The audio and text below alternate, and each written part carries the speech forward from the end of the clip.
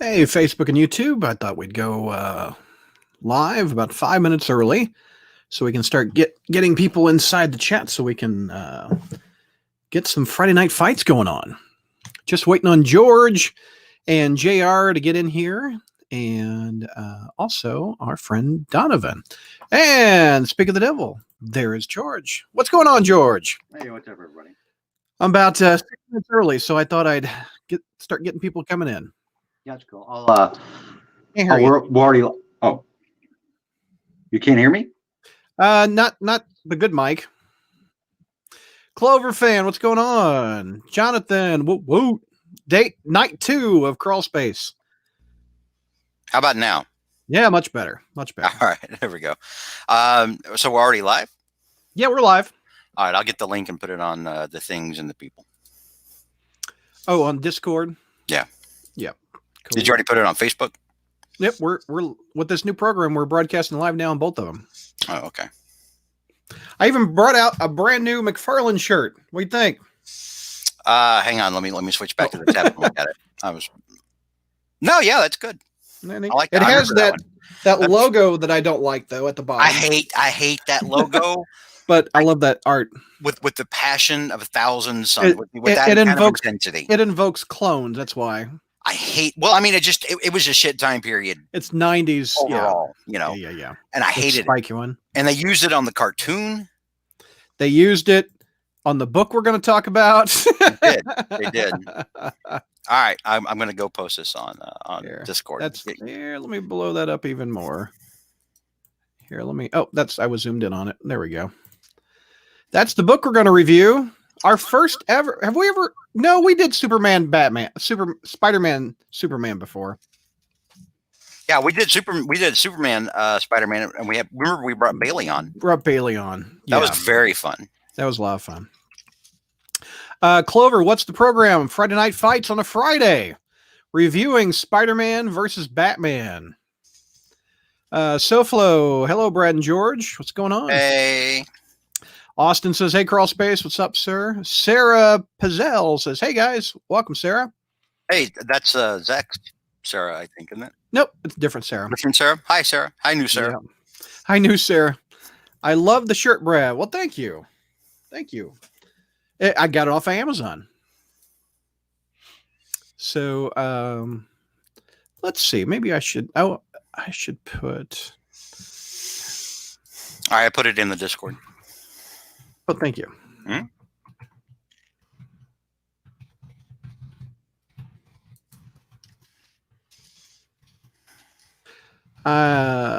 Spider-Man versus Batman. Or it's Spider-Man and Batman. I have to wake up real early in the morning. What you gotta do? Remember I told you what... Oh, you're helping your friends with roofing? No, it's family. It's not roofing. All right, so there's a place, it's called Archer. It's out like west of the Dallas-Fort Worth Metroplex. It's kind of northwestish. A lot of open land. I've hunted hogs out there before. Oh, yeah? Oh, and, here comes Donovan. What's up, Don? Sweet! What's up, man? Oh, and there's JR. We're all here. What's up, dude? Don, I don't think you're going to catch a computer virus from us. I think we're okay. I don't know. My lungs felt pretty congested this morning, but they always are. That's the bitch of it. It's like you have all these people getting sick, but at the same time, this is the time of year when I get sick anyway. Yeah. From allergies. Yep. It's one of those times where it's like, are we in the apocalypse yet, or is that to come? I'm liking the shirts you guys are wearing. Thank you. JR's got a Crawl Space shirt. I got a McFarlane shirt. What are you wearing, Don? A very nerdy sweater. Okay. Don, I can barely hear you. Where's your mic? How about now? Well, what's my volume level? Really low. Really low? Okay. Yeah. Okay, because like I had a new laptop. Yeah. Like a few weeks ago, and like earlier this week, the webcam like this doesn't work. Oh. I was on the thing I was on my phone. Yeah. I might be able to try like some like audio jack or whatever, but like I don't know. I might If you find plug good idea. like your earbuds into the phone that's got a mic on, it'll be right next to your mouth. It would be better. We've done that AirPods before with actually- people. Yeah, I'm gonna see if I can find them because my earbuds Okay. actually suck. Like the mic on the earbuds are busted. So let's see if I have them here. There, I put a banner at the bottom, George. Friday Night Huh? Fight, Spider-Man and Batman. Let's see. This might work. This might not. I'm not sure. It's all good. Oh, this is Get- good. This is It's got a mic on it though, doesn't it? Yeah. Oop. A lot of my earpods or my headphones are replaced because they always like crap out. Yeah. I'm missing all the comments. I'm Black here. Can't hang tonight due to work. Oh, Mike. Black from the message board from back in the day. George says, hello. I was responding to somebody. I meant the who was talking about broadcasting program. DFW allergies. Hi, JR. Hi, George. I remember the book. What's up, buddy? Ryan is running Hi, a marathon. Soft Flow. Hello, new Sarah. DFW allergies suck big time. Hello, JR. Batman was a jerk in this book. Yep. Batman's always a jerk. He is. Donovan could defend Batman. Is Batman a jerk?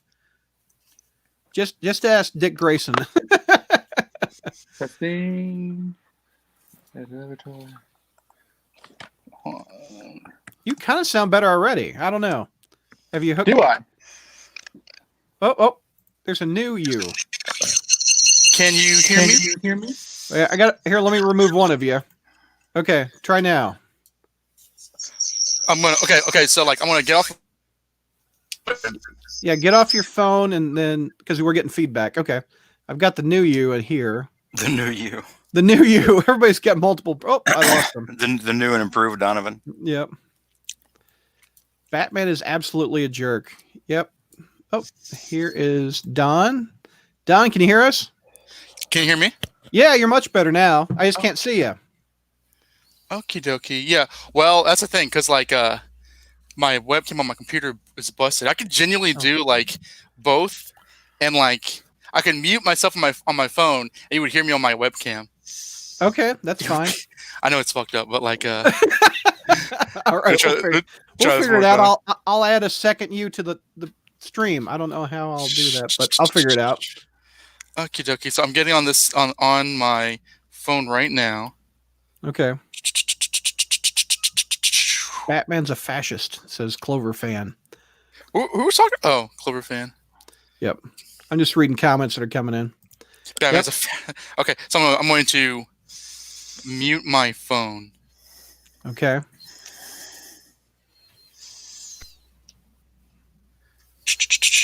Your guest needs to connect their mic or cam before. Okay, let me see. Okay, there you are. Now, how do I? Okay, so I'm muted on bad my. feedback, Don. I'm muted, or maybe I'm not. Yeah, you're not. I'm getting bad feedback. What about now? Do you have the YouTube link up in the background, Don? I turned my phone volume down.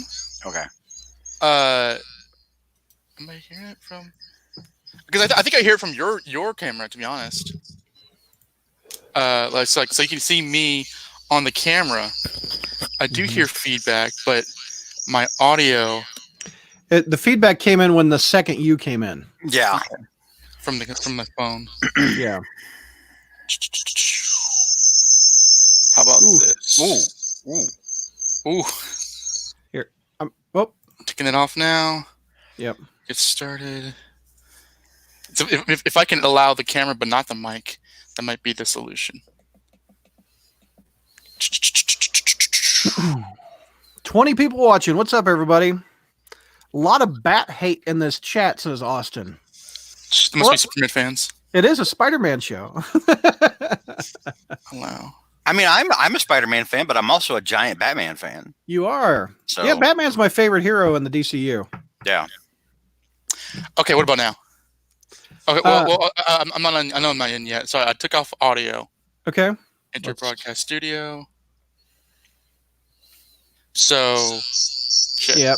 Okay, now we're getting feedback now. Now we got feedback again. Yep. Okay. Let me just remove that one with the headset mic. Let's just go with the camera, and you just have to speak up, I think. Okay. Well, I think he said he got. Here, I'm going to kick this one out. Okay. Whoop. I didn't mean to kick Now we that one out. lost both Here. They're done. Oh, wait, hold on. I did the wrong one. I think. So, Okay. Here, I'm going to remove both of them, and you come. Well. I'll come back on my phone. Okay, come back on your phone. Get off of my.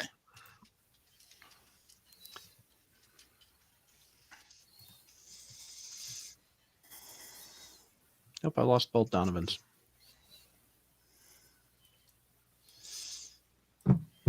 I haven't read this book since it came out. I mean, well, I shouldn't be talking. I'll save this for the show. Okay, there you go, Don. Can you hear me? Yep, I can hear you. Okay. Is it good? Yeah, it's better. I'd like to see you and hear you at the same time, so we'll make it work. Just speak up a little bit. All right. Okay. Like, hopefully no one will hear me from like in the house, but yeah. we'll roll. Back in the day, we didn't have to do this webcam stuff, did we? No, we didn't have to. Whose idea was this? Mine. Here we are in the future.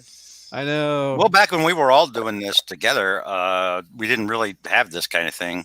Yeah. Like if we had it back then, if we had tried it back then, everything would be pixelated. Everything would be like, oh, I know. The camera would freeze all the time. We'd all look horrible.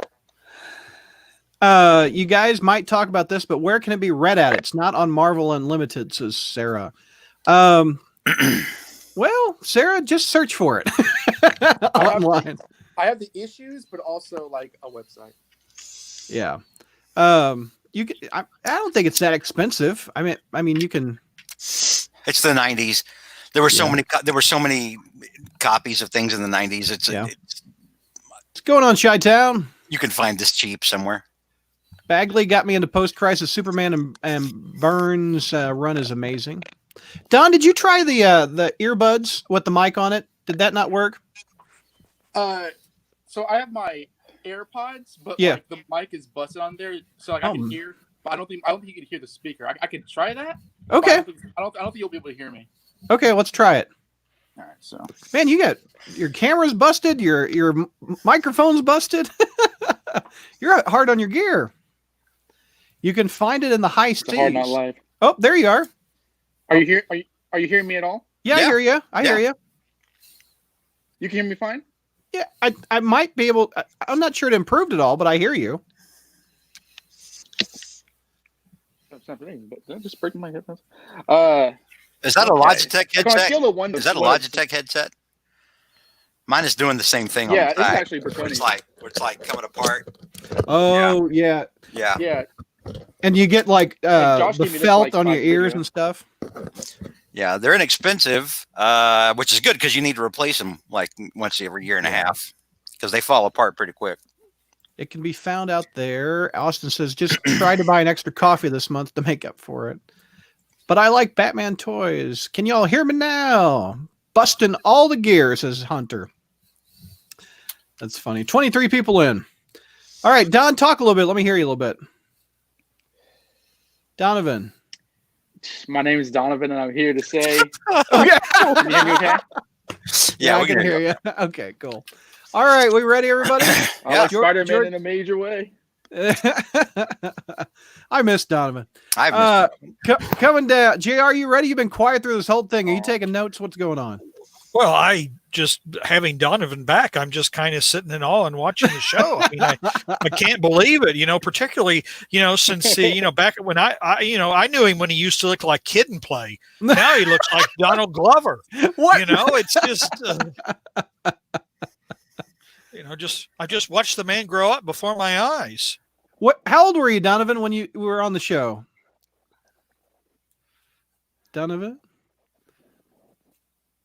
can you hear us? Can you hear us, buddy?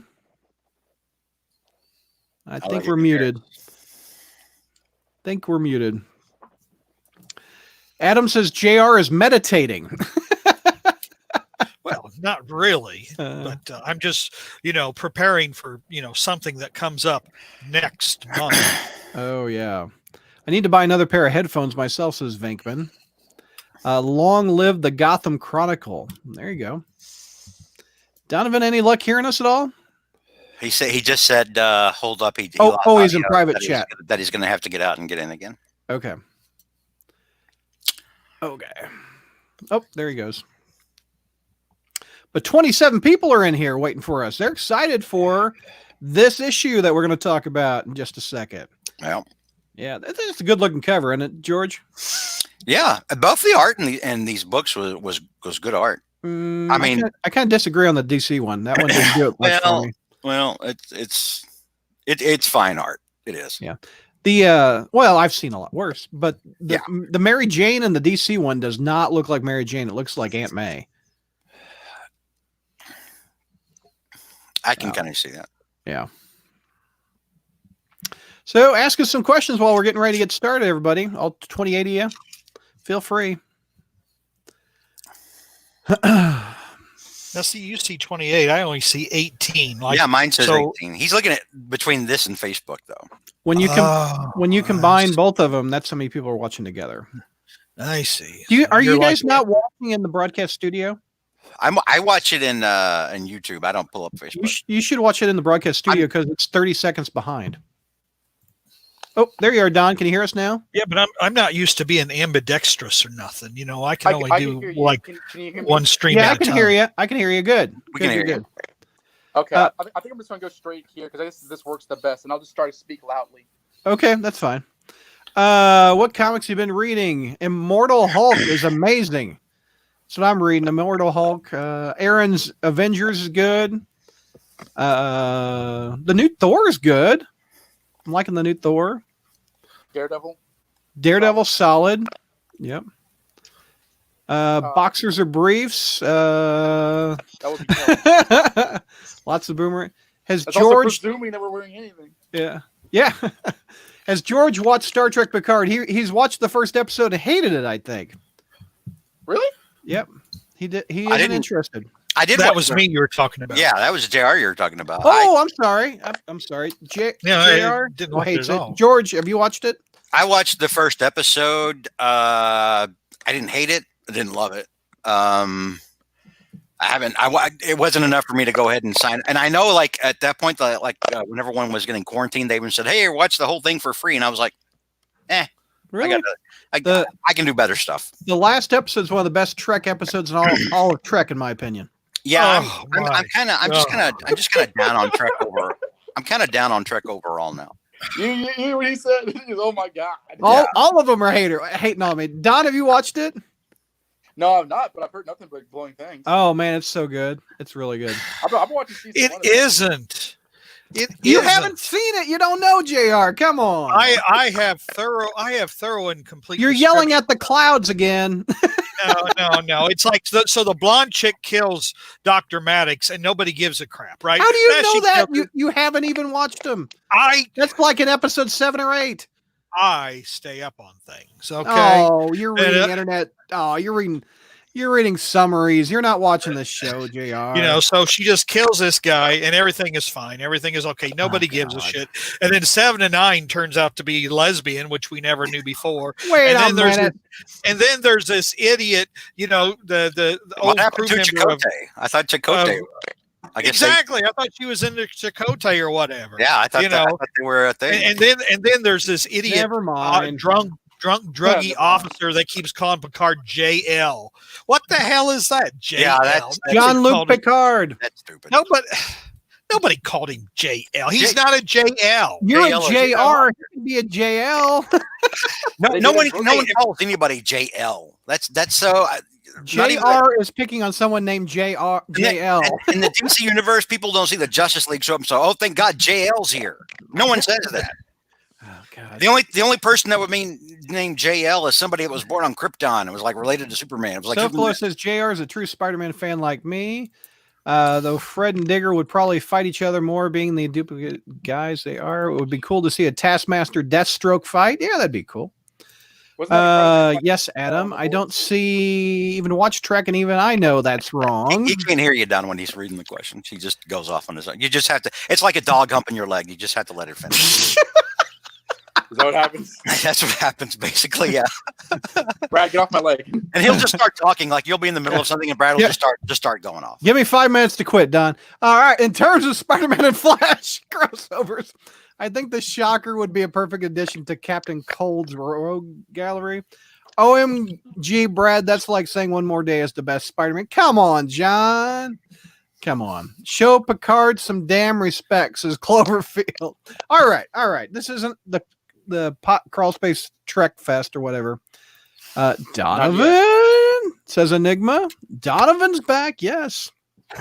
Nice having George back finally. They missed you too, George. Yeah, I was about to reply to that in YouTube chat. My availability when we record is going to be spotty here for a little while going forward. So I may miss some shows depending on what days we record going forward. Okay. Austin says, Donovan, you got to realize Brad reads comments for an hour before starting. Oh, okay. Yeah, that's the thing that happens. All right. Brad will start now. Okay, coming down. And any questions before we go? Oh my God, I'll slap you. Okay. We just did questions for like 15 minutes. You guys, you three. Oh, me. No, I will slap George you. Want to synopsize, and then we comment with our wise ass. Oh, okay. So basically, so when we cover these things, number one, we do like context, like what's going on around this time period. All right. Of course, in this time period, we're in the middle of clone crap. 90s. Aunt May's dead, that kind of thing. Like we'll give context for it. But we're mainly just going to focus on the fights, like all the Kafka and all the overblown exposition, and all of the the flashbacks with the parents. Probably not going to talk about. We're going to talk about people hitting people. We'll save we save all the boring stuff for when JR does his thing. Because then JR will get in depth and do all that stuff. But we pretty much just we cover the the punchy stuff. Yeah, just singing and dancing. What future Spidey, Marvel, or DC crossover would you like to see? Don, did you ever do Fight Club with us back in the day on the message boards? Yeah, no, yeah, I did. Like the season one of those, like when they were posts on the message boards. I remember. Yeah. It's been years since we've done that. Adam loves JR's boring stuff. Stella won one. Stella was like the winner in season 2. Okay, getting started. Coming down 3, 2. Hey, Crawl Spacers, welcome to our Friday night fights. We're actually recording this on a Friday with George. What's going on, George? Hi, everyone. We have JR. What's going on, JR? Quarantine with the wife again. Well, I've been trying to, keep my sanity. I was having a Charlton Heston movie fest today. Oh. In fact, let me do a Charlton Heston impersonation right here. Okay, full screen, yeah. All right, okay, here we go. All right, no. Silent greatest people. That was compelling. Oh, there we go. It was like Charlton Heston was right here on the podcast. Hey, while you're down there, can you do a Spider-Man push-up? Well, I don't know. We need to there were Spider-Man exercises that I did one time, right? Yeah, yes. It was a Spider-Man push-up. I remember. I was in traction for about a week and a half, but it's can you since you're doing Charlton Heston stuff, can you do the thing where he grimaces and the lower half of his face is just all teeth? He has the best grimace of anybody. We have back your stinking poos. Anyway, we have Donovan. Donovan, welcome back, man. Hello, how are you all young men doing tonight on a Friday? Yeah, young men. We're talking about 90s books, and we're all over 40. We've missed you. I miss these two, and you were asking me a minute ago if I had ever been on a Friday night fights, and no, this will be I was going to say virgin territory, but I love these books, so that's the reason why I'm here. And I think the only other person we've had on besides us to do a video fight club at least was Bailey. Well, no, that was before we did video, but Bailey, last guest we had on was Bailey talking when we did the Spider-Man, Superman stuff. Yeah. Well, we're doing a DC crossover with Marvel, so we had to have our Batman expert on, Donovan, to talk about Spider-Man and Batman, the team up. George, And take this me is, through it. If it's not been said, this is my favorite comic book of all the comic books. This is my favorite one that I own. This is your favorite comic book of all time? Yeah, I got this when I was really young. Wow. And, of all my collection, this is like my most prized possession. Awesome. This is Donovan's Reese's Peanut Butter Cup. This is my Reese's Peanut Butter Cheesecake. Ooh, yeah. Is that really a thing? I don't know. It should be. That's a Cheesecake Factory cheesecake, yeah. Oh, is it really? Ooh. Yeah, it's like 2,000 calories. It's delicious. Oh, God. Venkman says, Donovan. They're happy you're back. Oh, This thank is you very much. I DC appreciate Marvel it. fan guy says, this is perfect. Donovan talking Batman and Spider-Man. That's amazing. There you go. And spectacular. And it's web of. All right, George, let's recap. All right, so we're going to be covering 2 books tonight. The first one for April, we're doing this one, and in May, we're doing the other one. Right. Yeah. I'm sorry. So we're only doing one tonight. We're only doing one for this month. not wink wink. I Then read both of them. Okay. and then we're no. We're gonna. I chop it up in audio. Yeah. Yep. So it'll be over 2 months. Yeah. So the second book, the one with Kingpin, that'll be next month. But meaning tonight, we'll do it tonight, and then it's a thing. Audio listeners, you get it. Yeah. We record. He's more than ruining the illusion. I am ruining the illusion. We have a lot of fun talking about, like when we do Fight Club, and like, yeah, I haven't talked to you guys in a month. That kind of thing. Anyway, so yeah, right now we're just covering Spider-Man and Batman. Yes, the From Marvel 1990. edition. This is Marvel's version, right? Yes, this is the one that Marvel put out. Spider-Man is first in the title. Exactly. So this is Spider-Man and Batman from 1995, and a story called Disordered Minds from J.M. DeMatteis, who wrote both of the crossovers that we'll be covering over the next 2 months,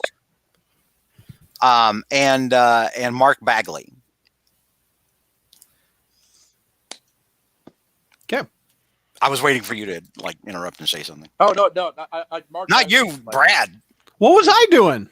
Not that you've chimed in like repeatedly this whole thing. I thought you were like going to say something. I'm just leaving you guessing, baby. Oh, good Lord. So yeah, so this happens to be Donovan's, like literally Donovan's favorite comic of all time. This is Donovan. What is the equivalent of to Donovan? What like my favorite comic is Amazing Spider-Man Annual number 3. This is Donovan's Amazing Spider-Man Annual number 3. This is nice. This is his thing. And Donovan, go into a little bit of background about why you like the story, why it kind of imprinted upon you the way it did when you were how old were you when you got this actually?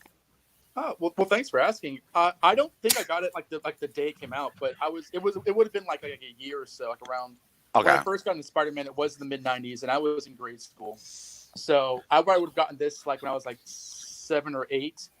And my 2 favorite heroes, Batman, Spider-Man. It's the 90s, so you have like Batman the animated series and Spider-Man the 90s show.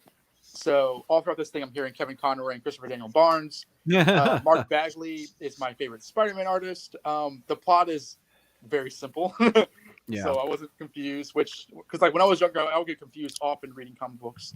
And no, it's a personal thing. I mean, it's not Shakespeare. It's not even like If This Be My Destiny or anything like that. But it is particularly entertaining, and it has moments in here which I find to be really fun. And it's just it's a totally subjective, personal, like this is my jam kind of thing. Like it's one that like I read all the time when I was a kid, kind of wore out the cover, and as an adult, every time I return to it, I travel back in time mentally and emotionally, and it is that comic book. So And now that I've salivated over it, you guys can feel free to ravage. Is Spider-Man and Batman your 2 favorite heroes? Like, That's is that how they rank? Yeah. Yeah, I would say that like Batman or Spider-Man is my favorite hero on the day that Batman or Spider-Man is not my favorite hero. Yeah. That's pretty much how it is for me. Like my favorite superhero is Spider-Man. My second favorite is Batman. Now my second favorite Marvel superhero is Doctor Strange. But or was, I mean, I haven't been able to read Doctor Strange now for years because Marvel doesn't really understand the character anymore. Never. But But yeah, I mean, I totally get like when you were reading this as a kid, were you like drawing stuff at school from this? Oh yeah, no, I drew all the time as a kid, and I when I entered college, I was an art major, and I drew even more then. I don't know if I like traced anything from this issue. I probably did that from like the '96 annual, but like this would if I did, I would have definitely traced off this, except for the cover, because the cover is like that kind of like not holographic, but kind of like it's indented. It's not flat. Right, yeah, you can kind of feel like the delineation of like the musculature and stuff. One thing that that kind of struck out at me while I was reading this, and this is stuff that I've thought about before, but hadn't really, it's not stuff that I don't write like a treatise on it or anything. I just, stuff that's in the back of your head. Is that both these heroes start off with, their whole career start off with someone violently dying. Mm-hmm. Yeah, that's what I always say. Like whenever a lot of modern Spider-Man media has him being like this jokey guy who falls over banana peels, it's like this is a character who was kind of born in violence, and a lot of pathos. And I think that like that must never be. I mean, I remember hearing that Stan Lee fought for his origin to be intact in every incarnation after the '70s show. So like that's something that I think it's a little melodramatic, a lot melodramatic in this comic book, but that's exactly right. They both suffer like the pain of loss. Mm-hmm. Well, yeah, I mean the quote unquote talky parts of this issue, which we're not going to cover because we cover fights here, go into a lot of psychological stuff on Batman's side, Spider-Man's side, stuff that probably JR loved while he was.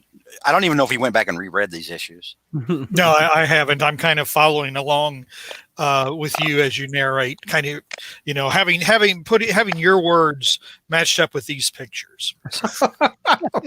All right. But yeah, Donovan said we were going to make fun of him, and I said, well, I don't think, Donovan, we're not going to make fun of you because you like this particular issue, because you're not using it. It's an honest love. You're not using it to justify the existence of an entire Craven, and I don't mean Craven the Hunter. I mean just a wretched period of comic book history like Zach does. Zach uses, I got into this, and it's so, he tries to play that card to justify the existence of the Clone Saga. So it's a very disturbed, dishonored, or a dishonorable type of like, whereas yours is for the love of the hobby. And so we respect you, Donovan, unlike Zach, of course. Oh, well, thank you very much. Yeah, there's a lot of problems with Zach, so I appreciate that. And while I was thinking about how they kind of started off on similar paths, I mean, it's a little bit different for Batman. I mean, like Spider-Man didn't actually see his uncle get shot. Yeah. Batman, of course, watched his parents, his mom and his dad get gunned down right in front of him. It's a little bit, it makes you wonder sometimes, like would Spider-Man be edgier if he had actually seen Uncle Ben get killed? Has there ever been a version where he's been there? I don't think there has been. Not even like in like the various movies, like they've never. Mm-mm. No. It's always happened kind of, off to the side, off panel. That would be a good what if. What if Peter witnessed the killing? That'd be a good what if story. And honestly, that might be a pretty short story because, like, at that point, Peter had his powers. So I don't know that Peter doesn't kill a guy. Also, like he would probably immediately know that it was the guy he let go at the television studio. Oh yeah, and see, because you have to remember that time period with like early Spidey, proto Spidey. I mean, like he was a lot more hot-headed than he is today. Mm-hmm. So there's no telling what could happen. Anyway, well, there was a what if where Peter did kill the burglar, though. I mean, that was really? in the second volume of What If. I forget. I don't know that he saw it or whatever, but he went after him, and being young and not in control of his powers, like he wound up killing the burglar. And the moral of the story was he eventually turned himself in, served 2 years in jail, and went off. Aunt May came and got him and brought him his costume, and he went off to be Spider-Man again. Oh, that's a good point from Adam. In the Mark Webb movie, Peter was just down the street when Uncle Ben was shot. Yeah, but he wasn't there. He didn't actually witness it. Also, he never knew that even though he was closer, he never knew that the guy who shot him was the guy he let go. Yeah, he did. Yeah, I don't like remember that being a yeah, and the first Raimi. Oh wait, are we talking about the Raimi movie or the web movie. Oh, okay. The The web movie. movie. Talk about. I've only seen it one time, and I've largely forgotten it. The web movie, the guy ran off and we never caught him until you played the video game. But What, which was Fortnite kind with of the dumb, yeah. Yeah. But Chad also raised up a good point in that their origins are similar but different in that Batman was not responsible for his parents' death the way that Peter was, directly responsible for Uncle Ben's death. Like half the time he blames himself for no reason, but yeah, he there was no earthly way he could have like known or predicted that. Where it's usually Peter like being a jerk that like leads to his father figure getting murdered. Yeah. Whoops. Yeah, I can't remember in the comics Batman blaming himself a lot. He recalls that memory like daily. But I did like in the first Christopher Nolan movie and Batman Begins, before the Batman films just started to kind of derail as they went on. Remember when right as like the day of the funeral and you got Bruce Wayne upstairs, like little kid Bruce Wayne, and Alfred comes in and Bruce totally blames himself. He's like, I didn't do anything. It's all my fault. Well, the line that sold me on Christian Bale was when they cut back to the present and Liam Neeson's like, do you still blame yourself for your parents? He's like, my anger outweighs my guilt. And I was like, that's it. That's there right there. Like, even if it doesn't make any sense, like I like that expression of anger or expression of like will. Mm-hmm. Mm-hmm. Yeah, and it speaks a lot about Batman as a character and the force of will that he has. But anyway, back to the issue. Well, we give context around this time. This is 1995. We're about halfway through the Clone Saga at this point, I think. Right before Spectacular's 223. Is that when it was? As a note. There's an editor's note about Peter, like, Mary Jane, my wife, I would never hit her while she's pregnant. It's like, this takes place before Spectacular Spider-Man 229. Oh, yeah, that's right. Yeah. So he's not such a jerk in this one. I mean, next month he will be. Yeah, no doubt. But yeah, Aunt May's dead at this point in time. When was that? 94? 94, 95. 94. I want to say it was 94. Yeah. ASM 400. So yeah, that's where Spider-Man is around this time in history. Batman wise, I don't really. Nightfall. This would have been after, like soon after Nightfall. Like he would have just gotten through Night's End, and like Dick would have been Batman, and like it's like probably right after 0 Hour. But he would have been like recently returned. Okay. All right. Wow, I'm actually impressed. I was able to recall the correct time period for Batman. All right. Yay me. But yeah, we start off Peter having a night. Oh, what is that? We got some I think Donovan's typing. Somebody's typing. Are you typing, Don? No, not me. All right. Well, that was weird. What is maybe that? It's me. Is it me? Here, I'll mute you. What is that? Aha. Is it JR? I don't know. Yeah, I'm not moving. Is it? It sounds like a crab skittering in the background. I think it's Donovan. I just Donovan? muted Donovan. Yeah, it's Don. It's on your end, Don. What is that? You have a pet crab? I'm not budging an inch. Is this a frame? It's gone now. That's good. Oh, there it is. I hear it in the audio. Like I hear when people speak, I hear it. Like if I'm talking right now, you hear it? Yeah, that's a little bit. Are you watching in the broadcast studio? I would mute anything else that is not the broadcast studio. Yeah, it's on my phone and it's going live.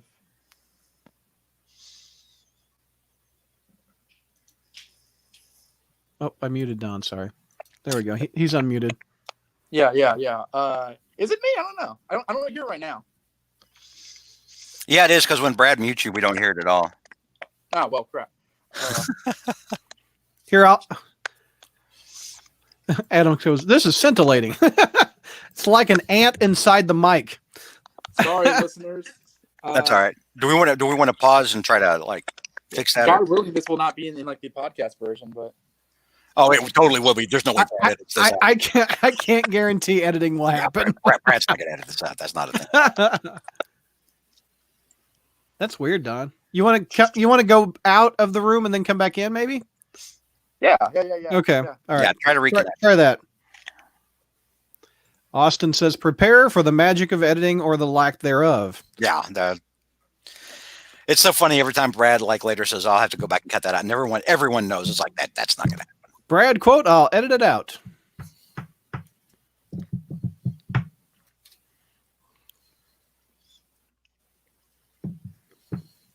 Well, we're waiting for Don to come back. I'm going to run and get a drink. Okay. JR, let's entertain the masses.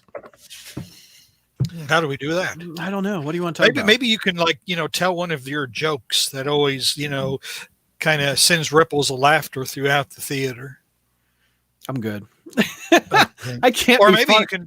I can't. Maybe be you can drag out one of those vintage toys of yours that you were. There you go. I did get a new you know. pop. Here we go. I got a new Captain Universe Spidey pop. He's kind of cool. Is that like a Walgreens exclusive, or is It was that, Entertainment Earth. Enigma says JR said entertain, not torture. Okay. Jonathan says one day, F it, we'll do it live. Goblin ass, says Jonathan Lopez. Oh, that was the previous episode. Oh, yeah. You mooned the viewers with your goblin action figures. Well, you're the one who decided that would make an interesting topic to talk I know. about. You that What was are you really guys fun. talking about? You should watch the last podcast. How since the quarantine, that shot of the Green Goblin's butt in the first Spider-Man Raimi movie has become a popular meme, where he's chasing Spider-Man. Oh yeah. Have you seen that? Yeah. Yeah. Anyway, that was JR's topic, and he took all his Goblin action figures and held their butts up to the screen on a big platter. It was. You did what? He took all his Goblin action figures and bent them over a desk, and he held them up to his webcam, and he did. Are we back? But you see, one can only match the absurdity of Brad's topics with an absurdity of their own. Yeah. I mean, that's really the only way to get through them. In Times Square. By the way, Timothy in chat is a first time in the live chat, long time reader. How long time? I still miss JR's year in a review columns, is what Timothy says. So that's a long. He hasn't written one of those in 10 years. Say, you're going back quite a few years there, Yeah. bud, I tell you. So let's see if it's back, Don. Talk a little bit. A, B, C, D, E, F, G. Yeah, Sounds good now. You're better now. Okay, cool.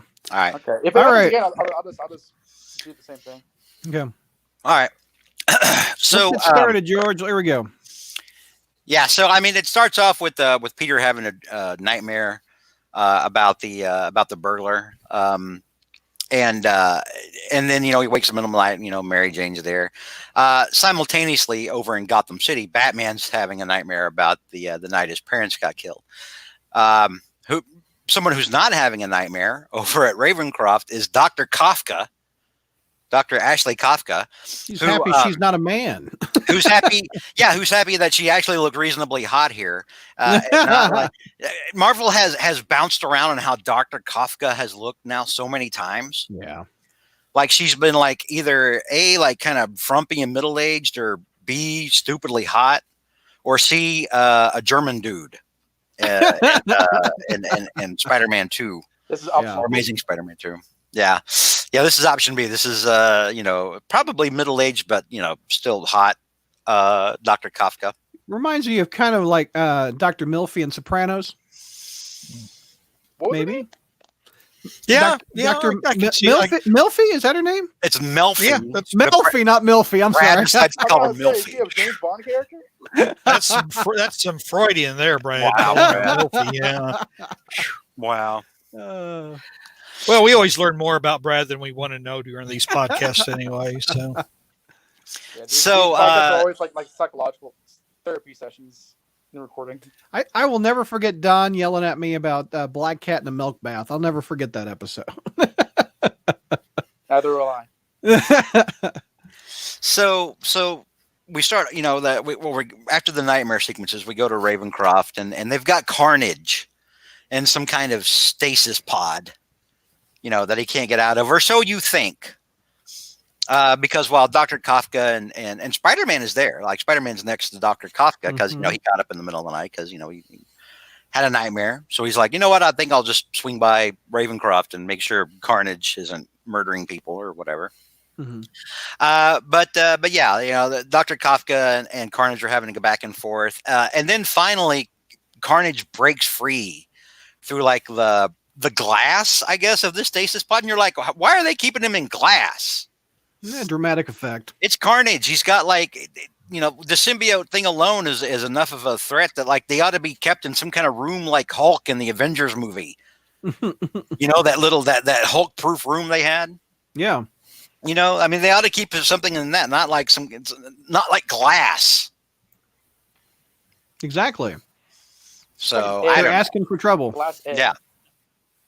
Yeah, like a glass egg. So Spider-Man and Carnage start fighting. Spider-Man starts it off with a nice hit across Carnage's face, a couple of hits across Carnage's face. But then before the fight can continue, Colonel Jameson, JJ's kid, the astronaut who had a brief bout of werewolfism, and in this story is apparently now working at Ravencroft. Did he work at Ravencroft in regular stories? Yeah, I believe he did. He works at Ravencroft currently. Was he knocking boots with Dr. Kafka? Oh, yeah, he was doing Dr. Kafka. Yeah. Oh, okay. Well, that makes sense then. So while they're fighting, then the Moonwolf that's not currently Moonwolf, or hits Carnage with a microwave gun that shuts him down temporarily. And while he's on the ground, you've got security all around him. This other blonde middle-aged chick comes in. Is she from the DC universe? I was going to ask Don that. Yeah. No, she's an original character for the story. Oh, okay. Okay. She comes in and, says, well, she comes on with a cure for Carnage, more or less. And it's going to be this biotechnic sort of chip that, or I think it's a chip, isn't it? No, it's like it's a small computer. It doesn't have a name. She just says we're going to put a small computer chip into the cerebral cortex, which alters the aberrant brain waves. So they've got Carnage laid out like on this weird bed, that's kind of raised up. And they've got stuff pulling his eyes apart like Clockwork Orange. And they put in this inhibitor chip, and Carnage passes out. Meanwhile, over in Gotham, Joker's wearing, I don't know, some kind of costume that Joker hasn't dressed up like that since like the late 60s or 70s, maybe. Like Pagliacci. Yeah, like Pagliacci, the sad clown. He's not in his usual Joker duds. There you go. Joker's going to the opera. That's what Joker's was going to do. What, was he looking like this in the 90s? I mean, why did Bagley go with this look? No, he just did it for the hell of it. Okay. Every now and then, Joker. I can think of instances in the past, not particular issues, where Joker would put on like an actual clown outfit, some kind of like this, with the frill, collar, and everything, but not normally. But yeah, Joker's loose. Batman finds him, punches him out. And this was a cool moment. Joker bites Batman on the neck. Mm-hmm. Yeah, and Batman is so freaked out, right? Like he's fought the Joker thousands of times probably at this point. There you go. There's the bite. Which isn't even realistic. But I mean, this is the guy that Batman has studied probably more than anyone else. This is the reason he does 2,000 push-ups and sit-ups a day. It's not for the Penguin. It's for the Joker's crazy ass. Yeah. and so he stopped the Joker, and he's closing in on the Joker, and Joker bites him right on the neck, and Batman's freaking out. He's like, "You bit me." Yeah. Me bit me. You bit me. Yeah. Bit me, kissed me. Yeah, I'm sure Grant Morrison was reading this and got, was probably like, oh yeah, this makes a lot of sense. He bit me. The maniac bit me. So Joker bites Batman. Batman, Joker slaps him. Pam. Yeah. Agnes says it looks like a love bite. I don't know. I don't know what it is. One moment he looks like all kind of scared. Next minute he's biting dudes on the neck. Kinky, says Jonathan. No, Joker is just unpredictable that way. So they haul Joker back off to Arkham. You've got Jeremiah Arkham in there, and Dr. Blair. You know, she's there, and I think that's Dr. Kafka in the background. Yeah, Kafka's still there. Yeah, looks like it. and so that she's like, okay, well, Dr. Kafka, basically, to too long didn't read. Dr. Kafka, you suck. And George, your camera's out of focus. And Dr. Arkham, you suck. Is that better? Yep, there you go. All right. So, she's like, we're gonna put my inhibitor chip into the Joker, since it worked on Carnage. And she actually brings in Carnage and parades him around like some kind of sad medical rag doll. And she's like, making him do stuff, and Dr. Kafka, obviously she's a little more ethical. This inhibitor chip reminds me of Spider-Man 2 with Doc Ock's inhibitor chip. Remember? Notice that, Dr. Kafka. I mean, Kafka and Jeremiah Arkham are both kind of, hesitant about this kind of thing, but Dr. Blair is like, no, this is the new hotness. We must do this for all of our insane criminals. Why is it that they look like the same person except the one's got a bleach job?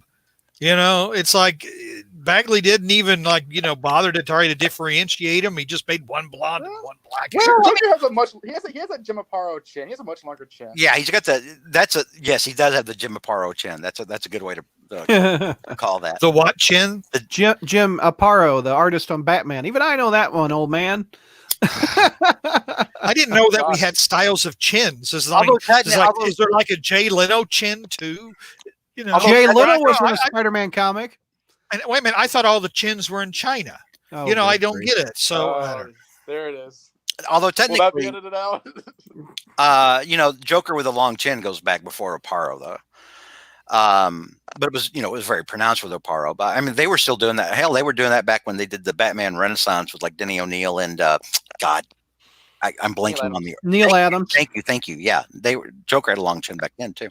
Well, not the Joker. I mean, but like the women look the same. Dr. Kafka and the blonde girl look the same. Well, like one of them has square glasses and the other one has round glasses, and they did. She has the Clark Kent dork glasses. Other than that, they have different hair color. Although I'm glad to see that back in the 90s they could keep hair color straight, something they couldn't do on Carly Cooper. Bringing on all the classics. Just throwing that out there, yeah.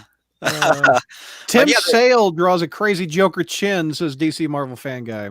Yeah, and when Tim Sale draws Joker, his teeth are like 9 inches long.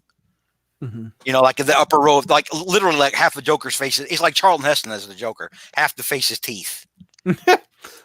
Actually, with Sale, it's more like probably 3/4 of the face are teeth. Man. But yeah, you've got Batman and or not Batman, but you've got Joker and Carnage standing there with out in front of Arkham with Dr. Kafka. There's like a big press conference and Dr. Blair, and she's showing, hey, look, I've basically neutered these horrible killers, and isn't that great? And they're putting them into a car to haul them away. When Carnage reveals, oh, hey, by the way, I'm not actually cured. I've been faking it this entire time. Yeah. And so suddenly you have Carnage and Joker. Here's the thing, though. While it didn't work with Carnage, it worked with Joker. Yeah. Joker's legitimately like changed. Like Joker's like freaking out when Carnage appears, and he's not like giggling over all the all the mayhem or anything. He's like freaked out. He's like, oh my God, I'm gonna die. Because Carnage just sorted out the chip before it could do anything. Yeah. Like so Joker. So this therapy actually confirmed. This therapy actually works, which makes you wonder, why didn't we do this? Or why didn't 50 years ago? Yeah. That is a point. Yeah, that's a plot line that like this story doesn't wrap up because it does work. Because it does work. Yeah, I mean, Joker's turned into like a normal guy who's probably never going to be free again because I always thought that would be a good story, a good Batman story. Be like, what would happen if like Joker was actually cured? Yeah. There was an issue of, I forget which comic it is, but like there's a point where like he was like just shot to pieces with a machine gun, and he was near a Lazarus pit. So he fell in Lazarus pit, and when you come out, you typically go insane, but he actually came out sane for like an hour and spent like 60 minutes just completely repentive and like regretful of all Yeah. the killings he did. That was a pretty interesting story. Well, I remember there was a JLA story. I think back when Morrison was writing it, and I can't. Spoiler alert! I can't stand Morrison. I don't like him as a writer. But he did an issue of JLA with Joker where I think it was Martian Manhunter actually like gave him a moment of clarity or something because they needed him to be sane so they could like get him to undo the thing that he'd done. And I can't remember what the exact scenario. And so like Martian Manhunter actually uses his powers to make the Joker sane for like a minute or whatever. And then Joker just breaks down. He's like, oh my God, what have I done? You know, yeah. Suddenly he's like, oh God, oh Jesus, I'm a horrible person. What is this? And then we gotta smack him like, focus. There's something going on. Yeah. So it's funny because like, well, it's not funny. It's a horribly, it's tragic that underneath the Joker's insanity, there's a normal guy, Yeah. you know? Anyway, we're getting off base, but people are like listening to this. Okay, that's great. What about the fight? How'd the fight go? Meanwhile, back in Fight Town.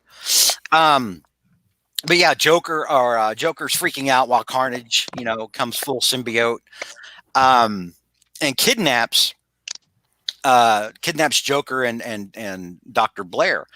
Well, fortunately, they were just starting to pull away from the press conference, and so they're right there. The cops are closing in with like their high tech anti-villain guns or whatever, and you see that one of the people standing there watching all of this is Batman wearing a mask. So Batman is like, is he dressed like a cop? Is that what he was there? He has a flesh mask over his cowl mask. I love when he does that. He has and this happens again in the next one, but he's got like a flesh mask, and he's got some kind of like, it looks like he's wearing like he's dressed like all the other cops that are there, like all the special, straight up Mission Impossible. And then he tears the mask off, and then suddenly he's out of the costume.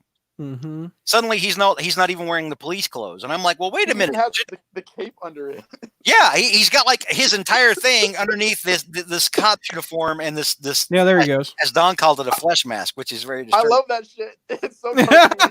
and so he tears off the mask, and then suddenly Batman's just there, and you're like, okay, all right, Batman, sure, all right, in for a penny, Sense. Let's go, Carnage, says Batman. So Batman's calling him out. Batman's like, leave these people alone, come after me. Yeah. Right. And meanwhile, Joker's like, help me, which is very funny because he's wrapped up in Carnage's tentacles and everything, and he is legitimately freaking out. At one point, Joker even starts screaming, "Don't let him get me! Don't let him get me!" Yeah, like you have one of those rare moments when Batman's actually having to save the Joker's life. Something he did in the Batman Punisher crossover, which was always yes. Is that the John Romita Jr. one you're talking about? Yeah. Yeah, that was another pretty one. Yeah, when Punisher finally got Joker alone in the alley, and he was like, "I'm just going to end this." And Joker's like, oh, "Okay, fine, take me to jail." And he's like, "No, that's not how this goes down. I'm going to shoot you in the head and kill you." A gun to his face, and Joker's like, "Oh, you're really going to do it?" Yeah, and then Joker starts freaking out. Yeah, I remember there was an episode of the cartoon where which one was it? Was it the Man Who Killed Batman, or was it that one like when he was picking on the accountant that was Ed Begley Jr.? But there was a moment where like Joker got scared and started crying out for Batman to come save him. I think it was Joker's favorite with Ed Begley Jr. Okay, so that was the episode. Yeah, I remember it was in the first season. But yeah, I like those moments when suddenly Joker's calling out for Batman to come save him, and here Batman's having to save him from Carnage. And the fight with Batman and Carnage is pretty good. I mean, Carnage with the symbiote is faster and way stronger than Batman. Batman doesn't care. Batman's like, that's fine. You're in my city. By the way, have I introduced myself? I'm Batman. I always win. So Batman, he's doing really good. He's kicking Carnage. He's punching Carnage. He's putting distance in between him and the Joker. Mm-hmm. And trying to keep Carnage focused on him. At one point, he gives like Carnage like a karate chop to the throat. Yeah. Which I don't know what that was. I don't know why I had to make the motion and make the noise. But he punches. He does like a karate chop right into Carnage's throat. Well, he's hitting him with a karate chop in the throat, and Spider-Man's hitting him on the back of the head. Well, Spider-Man comes in and hits him at the back of the head. So he's getting karate chopped by Batman while Spider-Man's hitting him in the back of the head, like rabbit punching him. He also made a Rush Limbaugh joke. Spider-Man did. As a 7-year-old, I had no idea who Rush Limbaugh was. And I mean, I've got a question. It kind of goes back to like Batman saving the Joker. Doesn't that illustrate that there's just something wrong with Batman? That he's kind of got some weird. He can't live without the Joker or something like that. He has to have this evil or whatever to balance him or something. I mean, that's disturbed. I would just let him die. This is what I've always thought about the relationship between Batman and Joker. And it ties back into what I was talking about, how, I always wanted a story where Joker was cured and like how Batman would deal with that, like legitimately cured, and how Batman would deal with that. While the Joker's origin has never been nailed down 100% in DC, all of the variations on Joker's origin, at least the good ones anyway, are Batman indirectly causing the Joker. Because, when he's the Red Hood, he gets scared of Batman. What does he do? He jumps in the chemicals. So Batman, and I've always said this, Batman created the Joker, and I think deep down on a level, he feels guilty about that. And that's part of the number one, it's Batman. He doesn't kill anybody. But I think that's also part of what kind of motivates him in this, at least subconsciously in this thing. I think he feels guilt over the Joker. Don, what do you think? I don't know if I ever thought about that element too much, that he feels guilty and I feel bad for the Joker, because I'm pretty sure that he values all the people Joker killed over him. I think there's a part of Batman that blames himself for all that. Oh, can you see me? No, yeah, there you are. Because hold on a second. Okay. George, focus your camera too. Everybody's camera too. There you go. Got a call. Restarting. I can still see you and hear you. Yeah, we can still see you and hear you. He's doing the Kirby hand.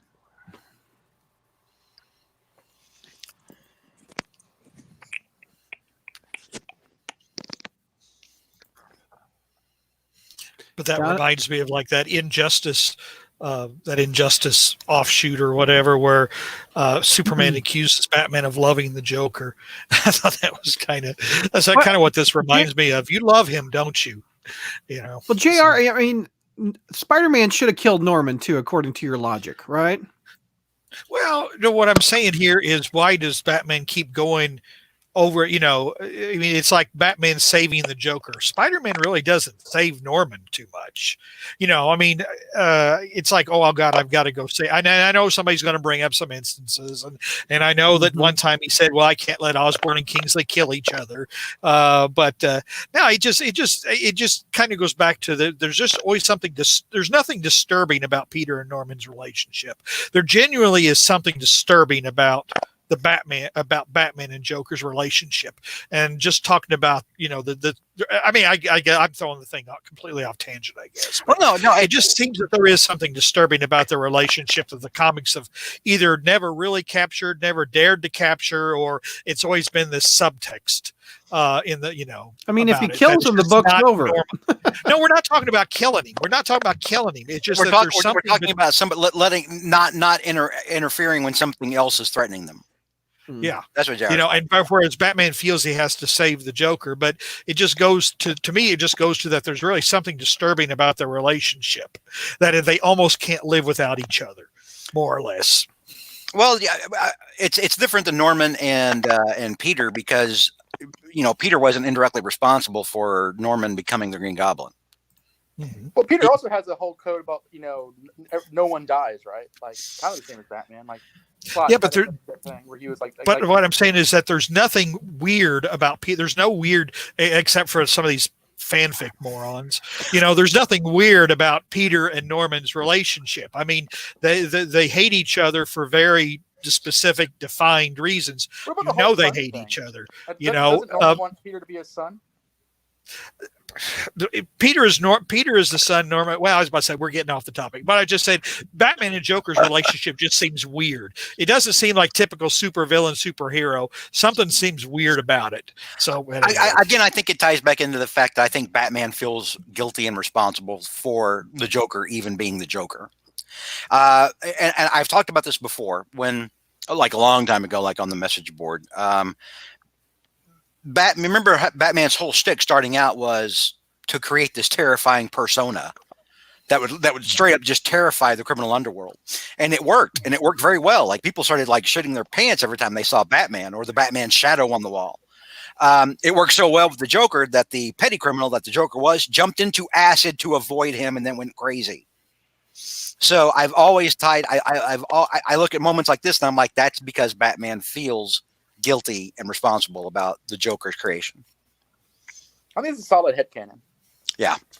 And that's why, because I think about it that much on that level. That's why I hated it. I hated it when we found out in the first Burton movie that the Joker was the one that killed Batman's parents. I hated that. I straight up hated that. I still do. Yeah.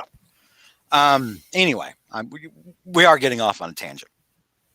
But that's why, JR, to your point, that's why I think the way that I do. So getting back to the fight, after they've simultaneously connected with their fist on Carnage's head, then they both kick him at the same time in the head. If your Carnage is dead, you're losing this fight really badly. You know, good. But you know they're trying to kind of maneuver around Carnage, and Carnage takes a moment to kill all of the cops that are coming to get him. You know, that were there coming to back up the superheroes. I guess he doesn't kill him. I guess because you see Batman and Spider-Man, pulling the tendril stuff off of him, but it's enough of a distraction for Carnage to get away. And then Batman and Spider-Man have their typical superhero butting heads kind of thing. Marvel style. And I think this straight up literally is the first time they've ever met, because previously I remember when we had the second Superman Spider-Man story, you had Hulk and Wonder Woman were around too.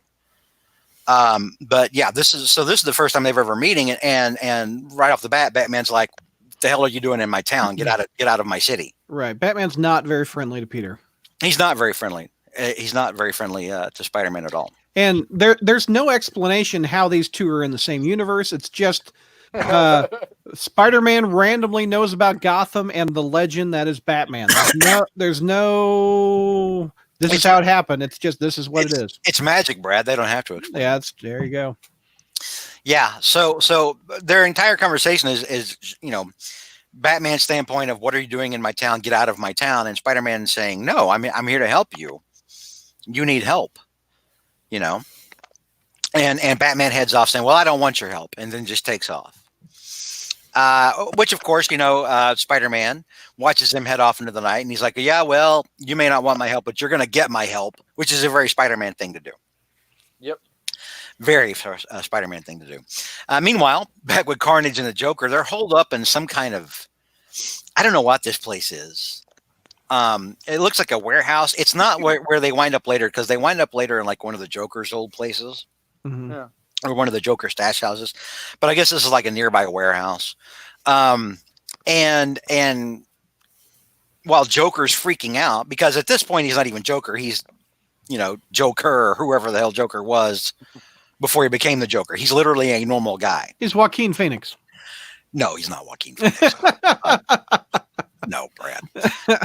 And he's like, I don't want to die. And he's terrified of Carnage. And so Carnage uses his symbiote powers to snake a little tendril into Joker's nose and crack the inhibitor chip. And then suddenly Joker's back. Oh, yes. And he's back. And initially it's like bread and butter. I mean, like, they can't be happier than to be there with one another. Like, oh my God, all the great things that we're going to do. And by great things, I mean murder a lot of people. Mm-hmm. Joker's like Bugs Bunny. He's a little like Bugs Bunny. But yeah, you get into some of the psychological stuff. This is why I don't like Carnage. Carnage sometimes talks a lot about the madness and the chaos and everything, and about upset, and it's always just bored the hell out of me. Yeah, it always had. And I've always considered that Carnage, or at least Cletus Cassidy, was Marvel's attempt to put a Joker into Spider-Man's universe. Mm-hmm. Because they didn't want to go full crazy with Eddie Brock, but it just doesn't work. I mean, they've already got Norman and Dr. Octopus, who've already done stuff to people that they know. Well, Dr. Octopus more indirectly. He didn't kill Captain Stacy on purpose. That happened just during the fight. One more time, George. Focus your camera. Oh, sorry. Yeah, well, Norman was dead when Carnage was invented. And I think one reason Carnage was invented was because they'd so thoroughly neutered Venom. I mean, you know, Venom was a bad guy, and then they decided to turn him into this anti-hero. And so they needed Carnage. They needed something to replace him. And but I think was Larson the first one to draw Cassidy? Larson was the first one to draw Carnage? That was Bagley. Yeah, but no, Carnage was like 3. Okay, well, I'm trying to think. It was Carnage. Wait. I think you're right. Yeah, he was in a prison cell before, like the issue before, or like a few issues. You may be right, Jr. Yeah, he is. Larson drew Cassidy, and I think Larson deliberately said he was deliberately a riff on the Joker that Cassidy was. Am I the only person here who likes Carnage? Oh, I kind of like Carnage. Yes, so there you are. 1.5 of this podcast likes Carnage. No, it's half. Yeah, we weren't making fun of you because you liked Batman this issue, Donovan. But if you're gonna be agreeing with Brad, we are gonna make fun of you. Well, no, because a lot. I think there's a lot of generational split with Spider-Man fans. I think this is one of those ones where basically if you're creating the '90s, and for Generation Xers, you kind of suck. I mean, I get the simplicity of Carnage, but I also. I partly because of my age, I find him to be a very entertaining villain. I'm not saying that he's complex, and I do think that he's when him drawing on about nihilism and stuff is boring, but I do think he can be just an entertaining antagonist that Spider-Man has to kind of outthink. I think this is one of those stories where because James DeMatteis didn't like him, and I think it was a mandate that he used him in this crossover. But I think that he gets what's entertaining is that if you just have him as a force of nature rather than a character, that's the best way to use him, and also make the artwork good. Well, DeMatteis may not like him, but he's gonna do whatever Marvel tells him they want in there. It's probably Marvel and DC together decided, okay, who are we gonna have in here? Sarah in the chat says Carnage is her favorite. I have him on my Spider-Man tattoo sleeve, says Sarah. Oh, well, there you go. Well, I can understand the appeal of a villain like Carnage. It took me a while to understand Venom, but the thing I don't like about Carnage as a character is because he's so over the top. And this is the problem I have with the Joker too, in some interpretations, when they're so over the top. I mean, the hero begins to look irresponsible for either not killing him or not letting somebody else kill him. That's kind of what I have with villains that are so twisted like Carnage and the Joker, is because you understand that your hero has a moral code and you don't want your hero killing the villains. That's not what that's not what heroes do. But when the villain is so thoroughly repulsive and disgusting, I think it makes your hero look weaker, because then it looks like your hero doesn't have the guts to do what needs to be done. But that's a different argument. That's another argument. But I speaking on Don's observance of generational differences, for me, because Don and I are different generations.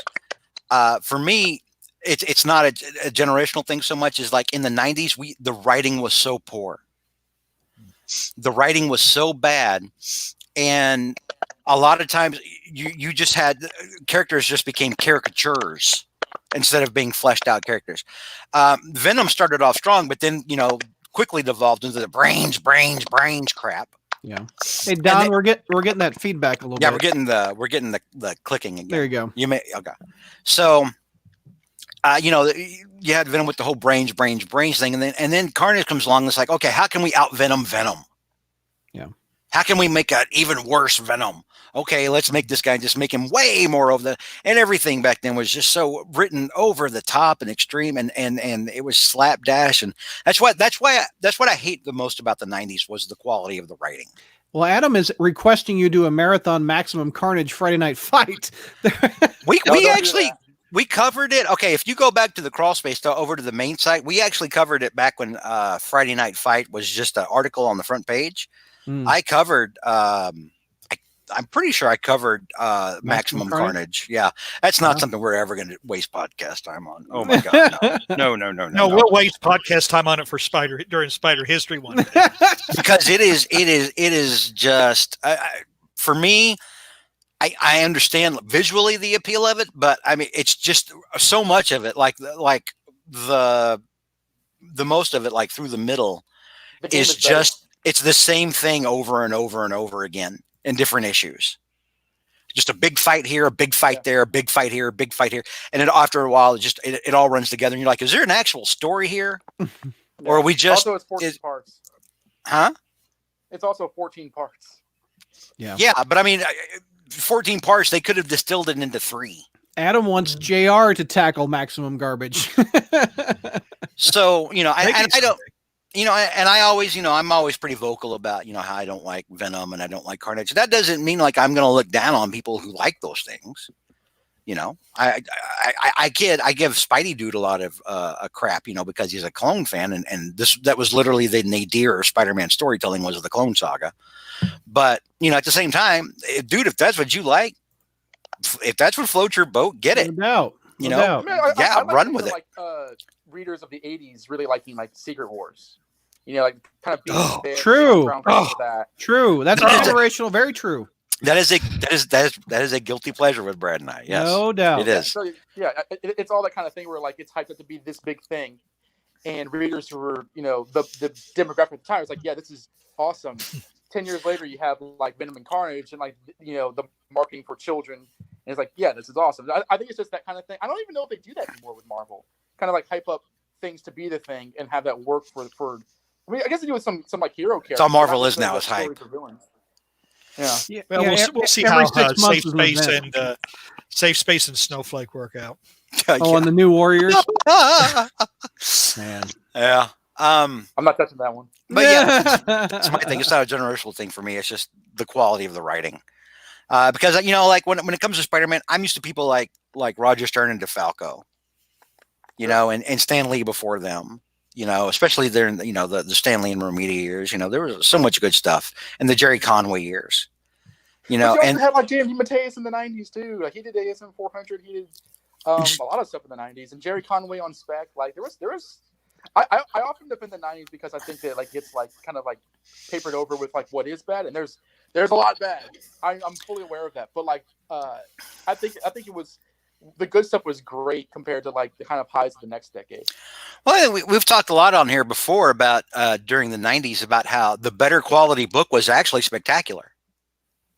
For there was a lot for back when you had our pal Sal drawing it, it was like during that whole period, it was like it got to a point where typically what was going on in Spectacular was better than what was going on in Amazing. It was more interesting. During the Clone Saga, I liked Untold Tales better than anything by Busiek.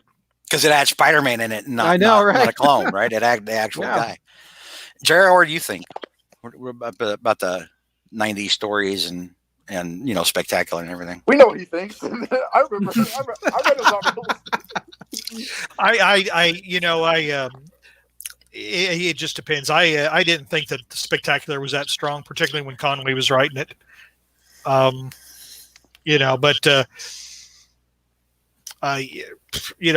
agree with the '90s though. I mean, I think for those of us who are just older, we just remember what the '90s. I think the '90s, regardless. JR, you're getting some echo. No, someone else is getting echo. Anyway, okay.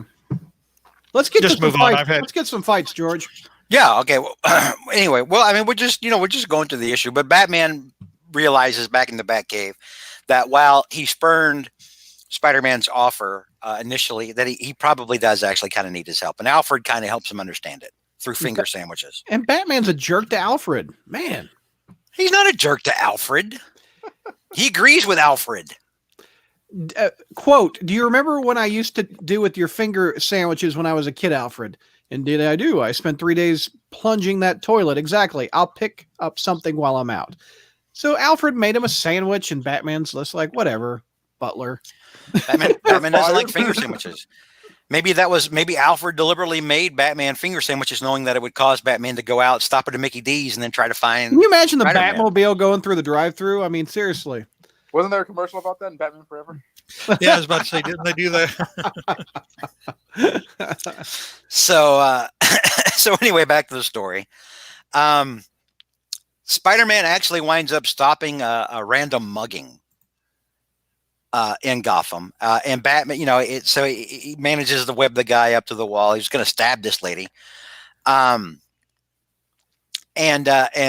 she's like, "Oh, thank you, Spider-Man." And then Batman's, speeds up, probably does a cool, like drift skid thing or whatever, and tells Spider-Man to get into the car and says, "Please." Mm-hmm. Actually, so you guys are like, "Oh, Batman's a jerk," and I'm like, you got Batman saying please. How many times, Don? How many times does Batman say please? No, huh? No. I mean, us guys. Brad was the one dragging him, but yes. Yeah, well, Batman or Brad and some of the people in chat. So Batman goes, finds Spider-Man, is like, "Dude, get in. We need to talk." Paraphrasing, of course. Meanwhile, back at Joker's hideout, Joker and Carnage are hanging out, and then they start having creative differences about how all this is going to go. Joker wants to unleash like a virus in the city, and cause chaos that way. Carnage is like, or we just walk out this door and just start murdering people left and right. That too. Because for me, it's the immediacy. And then Joker's like, "You're a decadent Philistine. You don't know anything about art." Yeah. And so they start fighting. And Joker manages to escape the lair, which it looks like some kind of abandoned apartment store or something once Joker gets outside of it. And then Joker blows the building up and thinks, "Okay, well, I've eliminated Carnage. Time to get out and do my thing with this virus." They don't even talk about what kind of virus it is. It's just a virus, right? And it's bad. I mean, because it's Joker stuff. But at the same time, you don't even know what it's going to do. Does it make people look like Joker? Does it make them violent? Does it make them laugh? What does it do? We don't know. Anyway, so the department store, abandoned hideout, whatever it is, blows up. Spider-Man and Joker arrive on the scene, and we got that cool panel of Spider-Man and Batman in the Batmobile. Yeah, it's awesome. Just hanging out, cruising in the Batmobile, and Spider-Man calls Batman "Sir," which is a Peter Parker thing to do, because he's probably looking at Batman a little bit the same way he probably looks at Captain America. Not as elevated, probably, but in that same kind of, okay, I got to respect this guy kind of thing. But yeah, it's cool to see Batman and Spider. This would have only existed in action figures before now. No, I know, right? Right.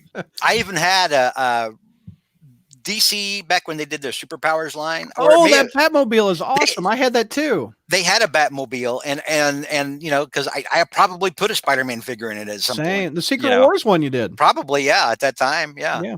I remember Michael Bailey got that for Christmas or something. He got it off of eBay.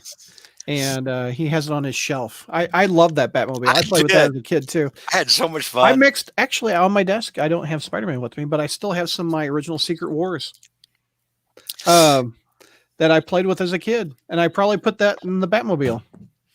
So amidst the wreckage, and you've got this cool thing, Spider-Man and Batman walking around this destroyed department store, which the fire went out pretty quickly. Yeah.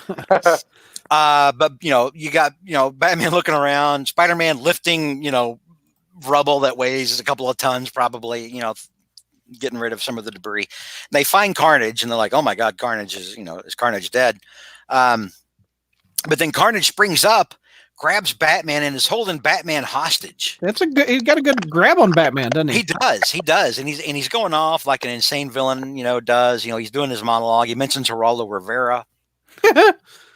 And Batman's, he's like, the gist of it is, back off, or I'm going to kill Batman. And Batman's like, he's going to kill me either way. Get him. Yeah. Batman's like, don't be a fool. I'm dead. Just get this guy. Right. Yeah. To which then the Joker intervenes. The Joker is like watching from like a rooftop nearby. And he's like, nope. Nobody gets to kill Batman except me. And you know what? I've got this virus in this musical box. I'm going to go ahead and start cranking it. And if I have to kill myself to kill Batman and all of us at the same time, whatever. That's how we all go out. And so he's he's basically calling Carnage's bluff and is daring Carnage to kill Batman. He's like, okay, if you kill Batman, then I'm just going to kill all of us. And if I have to kill all of us with this box and this virus, okay, well, whatever, that's how it goes. And it gives enough time for so now you have Joker saving Batman, and Batman uses it to kick Carnage up in the face again. That's a mean looking kick. Yeah. So he kicks Carnage in the face, and then Spider-Man webs the virus box out of Joker's hand. And Joker's even like, hey, that's good aim. Like Joker's legitimately impressed. He's like, oh, it's not good bad. aim there, Spider-Man. Yeah. And then you have a really cool full-page panel of Batman and Carnage fighting. And Carnage at one point even looks scared of Batman. He should be. You know, and this is why this is one of those things we go back to, you know, it's a meme, but it's a meme for a reason. Batman always wins. Batman is, when it comes to like physical combat, Batman and Busiek did a good job of showing this in the Avengers Justice League crossover. Batman and Captain America are like here, right? Like physically, like it doesn't matter how much stronger you are. It's like, okay, you can be stronger than Batman. Batman's got judo. It uses your strength against you. You know, while you're, you know, throwing your punch, Batman is already in his head. He's already worked out what he's about to do to you in, you know, 3 moves, you know?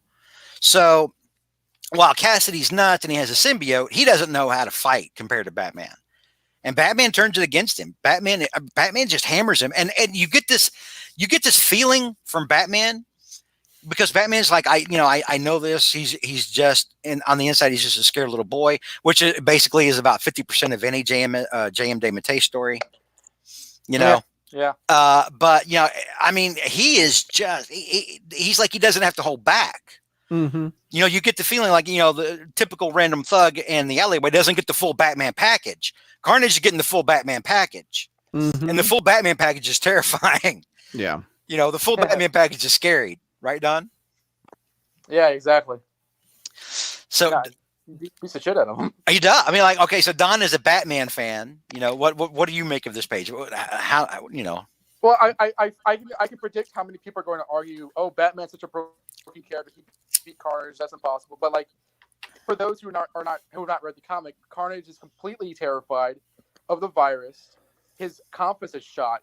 He's desperately like swinging at Batman without real any precision, any confidence, and Batman, who's fearless, just goes at him and just like knocks the daylights out of him. And it's again, like, there's context for how he can beat Carnage hand to hand in a fist fight, but seeing it through Mark Bagley's artwork is just like chef's kiss. It's just like, this is what I paid my money for. Basically, you're right. This is the money shot of the issue. Yeah. Right? As Batman just, you know, schooling Carnage on, okay, that's great. You have a symbiote.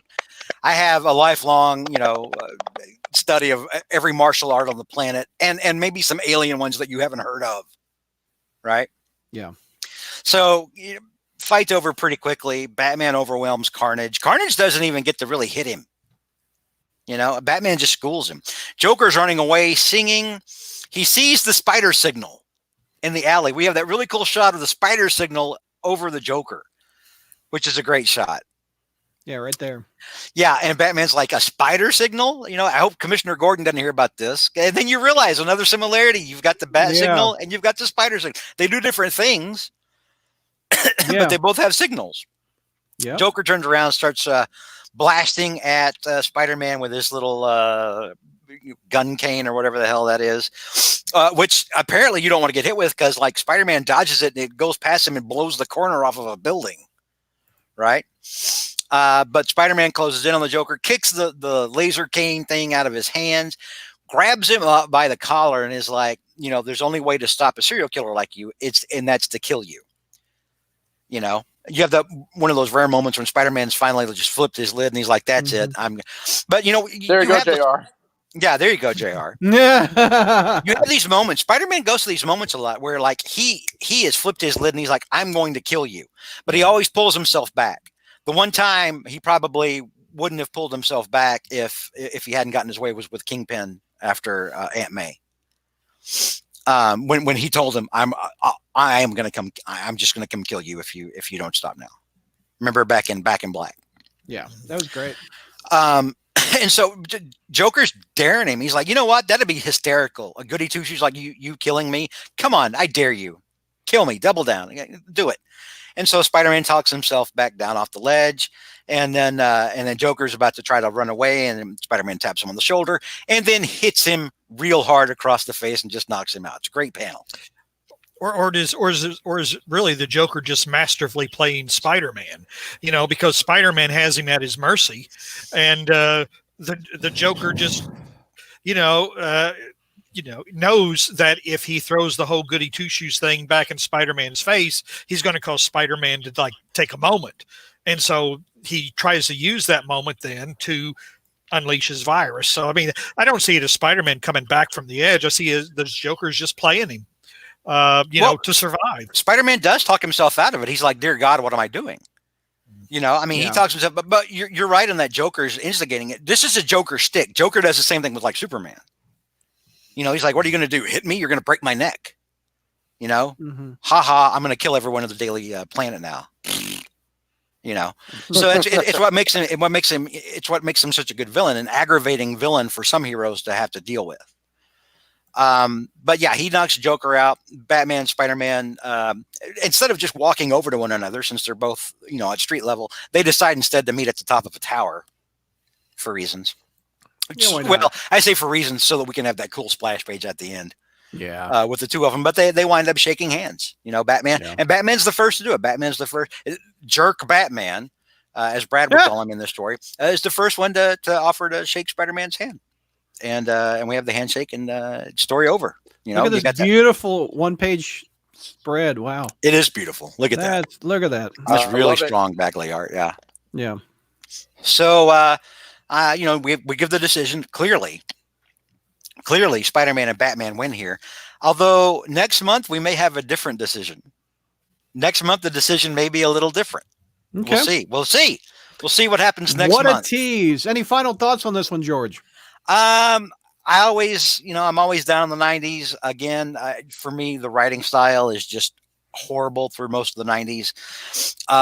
In the 90s, you had a lot of people trying to be dark and edgy and try to ape, Frank Miller or Alan Moore without an ounce of either one of those, writer skill. And a sea of subpar storytelling. This rises above it because A, it's fun, B, the fights were fantastic, and C, it's got Batman and Spider-Man and Mark Bagley art and Mark Bagley art. It's a out of the 90s. This is one of the more impressive issues, and I understand why this is Donovan's favorite comic. JR, final thoughts on this one? It's good for what it is. Yeah. It's one of those things where, it kind of reminds me of the Spider-Man, Superman team up in the 70s. It was good for what it was. You'd like a real story to be a multi-parter where maybe the two interact in their civilian identities and things like that. But, this was a one shot and it was good for what it was. Yeah. Donovan, your favorite comic, final thoughts. Again, two favorite heroes, my favorite Spider-Man artist, one of my favorite Spider-Man writers, the most obvious villains to pit them against and to team up. I like how Batman and Spider-Man don't get along at the beginning while Carnage and Joker do, and that splits by the end. I particularly think the Joker and Carnage dynamic is actually really quite insightful and entertaining. But no, yeah, it's short, sweet, simple, but it's sublime. So if you've not read this, you owe it to yourself to read it and check it out. No doubt. It's a lot of fun. I Donovan, I hope we did this issue justice for you. At least as far as the fights go. I was happy that I wasn't gonna put up with any this sucks and this is why, but I'm glad that everyone seemed to enjoy it.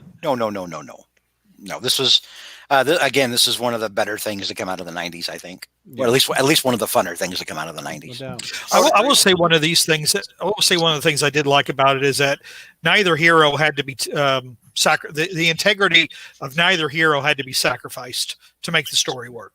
Because sometimes, when you have this or whatever, the writer either has a preference for somebody or the writer's trying to make a point or whatever. But both heroes are completely in character and both maintain their integrity. Do you guys do you like the fact that they didn't explain how these two came together? It's just Gotham City exists where Spider-Man does. It's the only way. Have time for that. It's the only way to do it. Yeah. Yeah, you don't. I mean, if it was like I said, mini series, that'd be one thing. But you don't have A time one for that. shot. It's Yeah. a Batman Spider-Man story. They can't talk about, well, if they're in the same universe, what does that mean for Atlantis? And Because you have Aquaman, you have Namor. What's going on? You don't have time. You have to tell a story with two. It's just a money grab, people. So I mean, don't it's one of those things. Don't think too hard to enjoy it. And fortunately, unlike other money grabs, there's nothing offensive about this one. Like I said, there's nothing bad. If memory serves, they didn't explain how Superman and Spider-Man got together either. They didn't. They Yeah, were just here there they are. together. Yeah. Yeah, you don't need to. I mean, there's sometimes you just have to let the fantasy play out. I mean, it's just comics. It's comics. Enjoy it. Yeah. Don, what were you going to say? You were starting to say something. Well, there were a lot of these crossovers in the 90s. Because there were a couple collections like the DC Marvel crossovers in the 90s. You had I think Superman the Fantastic Four. You had Batman the Punisher, Green Lantern, and Silver Surfer. And to my knowledge, I don't remember them ever explaining even like the 50s or 40s Captain America and Batman. I don't know if they've ever explained like the universes or whatever. The only time I think they ever did that was JLA Avengers, and I think that's actually in continuity. I think I'm not positive. Yeah. All right, let's. I'll wrap that up there. Right. Let's I'll be right back. I got to go to the bathroom. Okay. Enigma, what do you mean? Enigma is asking now. Batman's Spawn, on the other hand, what is he talking about?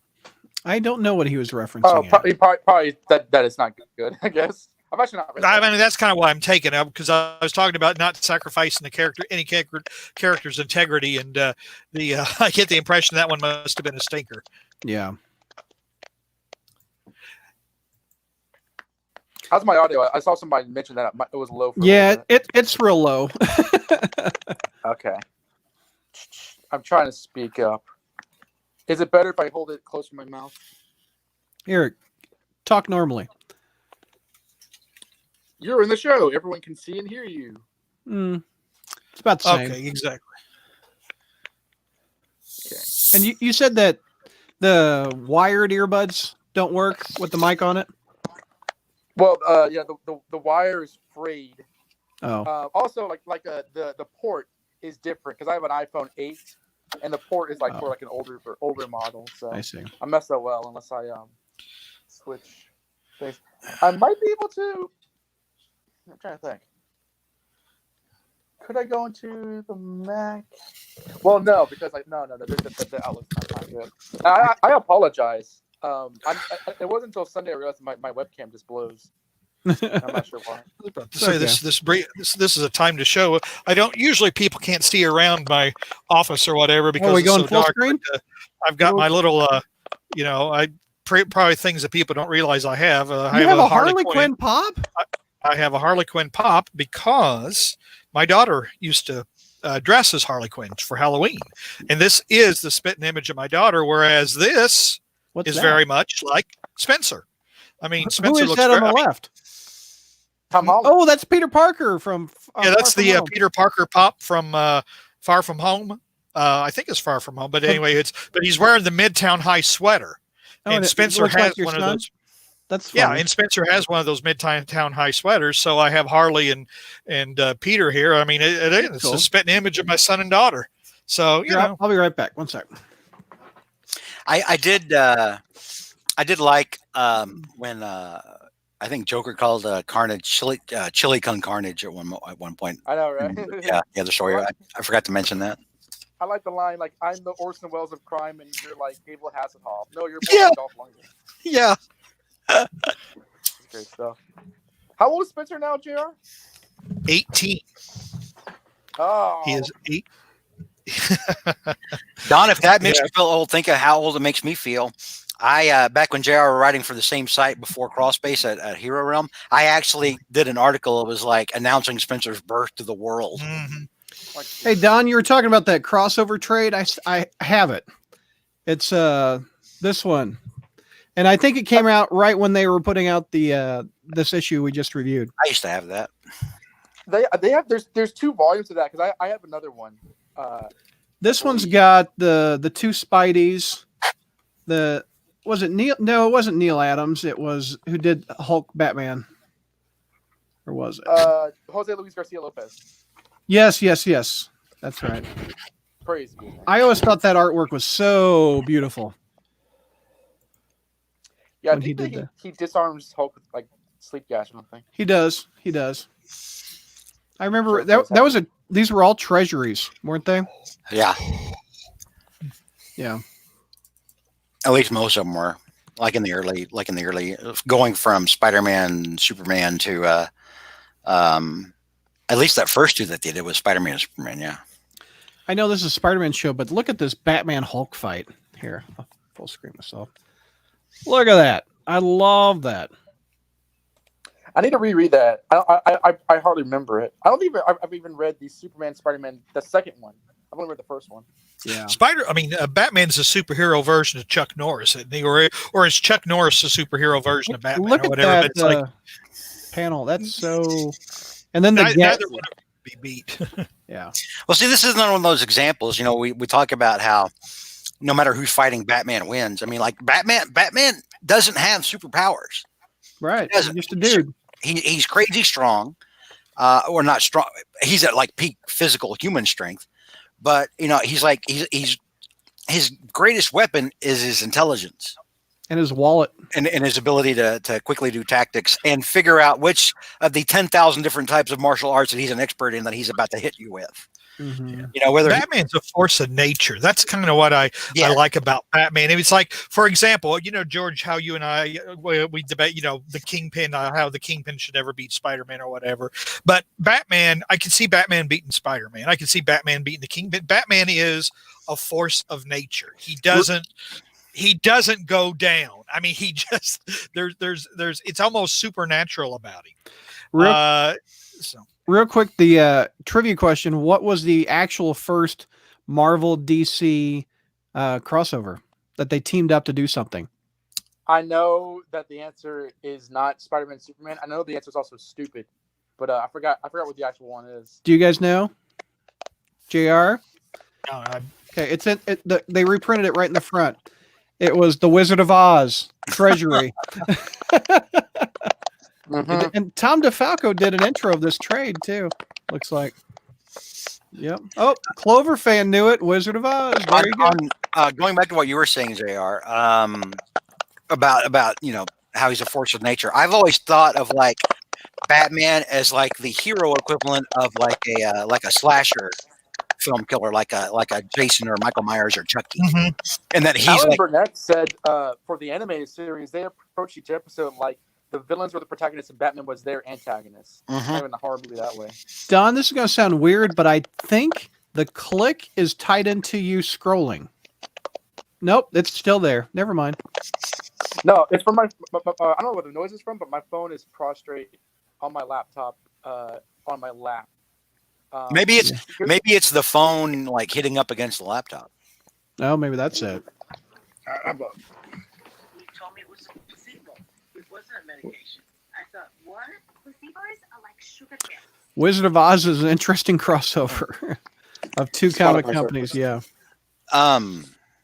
What was I? I was about to make a point. Now I don't remember what I was going to say.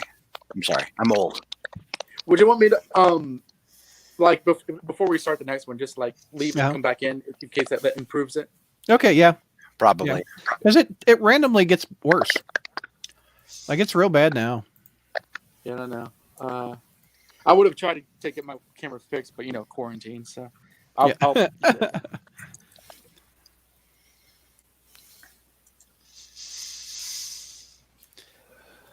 Jesus, that was an hour and a half. I didn't mean for us to go that long. Yeah, let's part of that was my fault. Kept throwing in tangents. we all got distracted. Let's make this one a little bit shorter. Well, there's not as much to tangent off of in this one. Yeah. This one I don't really care for, but I've only read it once. See, I'm looking at the art right now. I like the art here, like especially like with the Kingpin. All right, let me show you the part where I just looked through it with Mary Jane. You're talking about the way Mary Jane's dressed. No, she looks awful. When she's in bed. I mean, she's wearing pajamas for crying out loud. Give me a minute. Okay. Okay, this panel. Oh, you mean when they're eating? This panel. That's awful looking Mary Jane right there. it's just a weird angle, dude. I mean, there's Oh, how was that? Yeah, that doesn't look. That's a bizarre. It's almost like a copy of somebody's drawing. It was like somebody Yeah. drew it originally. so and that then, one. I'm sorry, Jay. I didn't mean to interrupt you. No, I was about to say someone drew it originally, and then someone made a photocopy of it over and over and over, and Yeah. it's lost. I'm just its not distinction. digging it. So this one panel makes you hate the artwork. Well, Graham I'm Nolan, coming off are of. you for real? Yeah, I don't dig the art in this one, Don. Mainly I do because not I'm. how he draws Spider-Man, but I think everything else is good. What do you think of that Mary Jane? That Mary Jane is so ugly. She kind of looks like a old lady almost. She or does. whatever, She looks like Aunt May. Yeah, there is kind of something about. Yeah. I wouldn't say quite an Aunt May vibe, but an old lady vibe. Yeah, definitely. Yeah, that's a 50-year-old woman in bed with the 20-year-old Peter Parker. That's not either, Brad. Wait, we just came off of Marvel's incredible artwork Okay, with no, Bagley. Okay, now wait a minute. Hang on. You know what? Bring back up Bagley's art. All right. Okay. Bring back up the Bagley issue. All right, because even a bad artist or even a good artist can draw bad panels, and I'm about to prove it to you. Well, No, you can't. You can't with Bagley. It's impossible. not with Bagley. Not on that one. You can't. Look at when you've got the point where Dr. Blair is showing up at Arkham with like Jeremiah Arkham and Dr. Kafka, and then look at her when she's like making Cletus look at her. Look at her profile there. She goes from looking like a middle-aged lady to like an old lady wearing a wig, like a witch. There is one panel where she looks like evil for no reason. Yeah, she looks like a crone, like a hag. So if one panel is going to make you hate a book, Brad. I don't hate the book. I just, you know what? I honestly don't remember the book. This is a guy that rates books by covers, though, right? So Yeah, that's true. It's true. Random internet weirdo. Grant Nolan's art is nothing less than good, including that picture of MJ that looks Bagley inspired. Oh, maybe he's trying to copy Bagley. Well, Graham Nolan was the regular artist on Detective Comics, and if this is a DC produced crossover, he would have been the one they used. I don't like how he draws Spider-Man, but I think his artwork otherwise is pretty good. And it complements Bagley. It does look similar. Okay, you ready, George? Let's half hour. Is that what you want to do for this one? Yeah, we can get through this one. Okay. Okay, let's introduce the panel. Coming down 3-2. Hey, Crawl Spacers, welcome to our second month in a row reviewing a DC Marvel team up with George. What's going on, George? Hi. It's good to see you guys again. I haven't seen you in a month. I know we've been quarantined all together in this room. We have JR. What's going on, JR?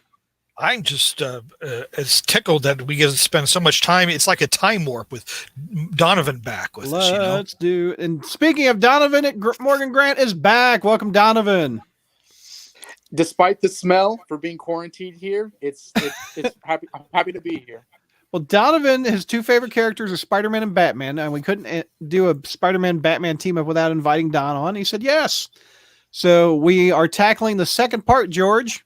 This is DC produced because Batman's first in the order of the title. It is. And we, normally we give context and everything, but really this is less than 2 years after the other one, because the other one was like, sold like gangbusters, and they were like, hey, you know what? We like money. Let's do that again. Yeah. So really the context hadn't changed all that much. It's the same time period, roughly. Not much is really different. This is a story with Ra's al Ghul and Talia al Ghul. And again, this is like the previous issue, which was, this was written by J.M. DeMatteis with the art by Graham Nolan. And again, this issue is kind of like a study in contrast and comparisons, much like the last one was. And that you've got, two powerful men. You've got Ra's al Ghul and the Kingpin, and they have strong women in their lives. You have Vanessa Fisk, and you have Talia al Ghul. One is a wife, one is a daughter, but at the same time, they're both caught up in their husband's worlds, and they affect them differently. So I liked again that comparison and that contrast, and this one has a little bit of a twist ending, which I also really enjoyed, and actually made a lot of sense. Looking over these, I had forgot J.M. DeMatteis wrote both of them. I don't know why I forgot that, but yeah. He did. And I don't know what. I guess Bagley by '97 wasn't he drawing Thunderbolts or what? And that was he? Yeah, that was about Thunderbolts. Who was drawing Amazing in '97 then? Who followed Bagley? Steve Scrose. Okay. Yeah, that's Steve Gross. Steve Scrose, man. He did the Out of storyboards curiosity- for Matrix, I think. Out of curiosity, with Marvel producing one and DC producing the other, I mean, I can see like Marvel providing Bagley to do the art and then DC providing. So why did DeMatteis do them both? I mean, he worked for both companies. Was that it? Or, I mean, I just thought it was kind of unusual that both companies used him, as opposed to one choosing one and one using another writer.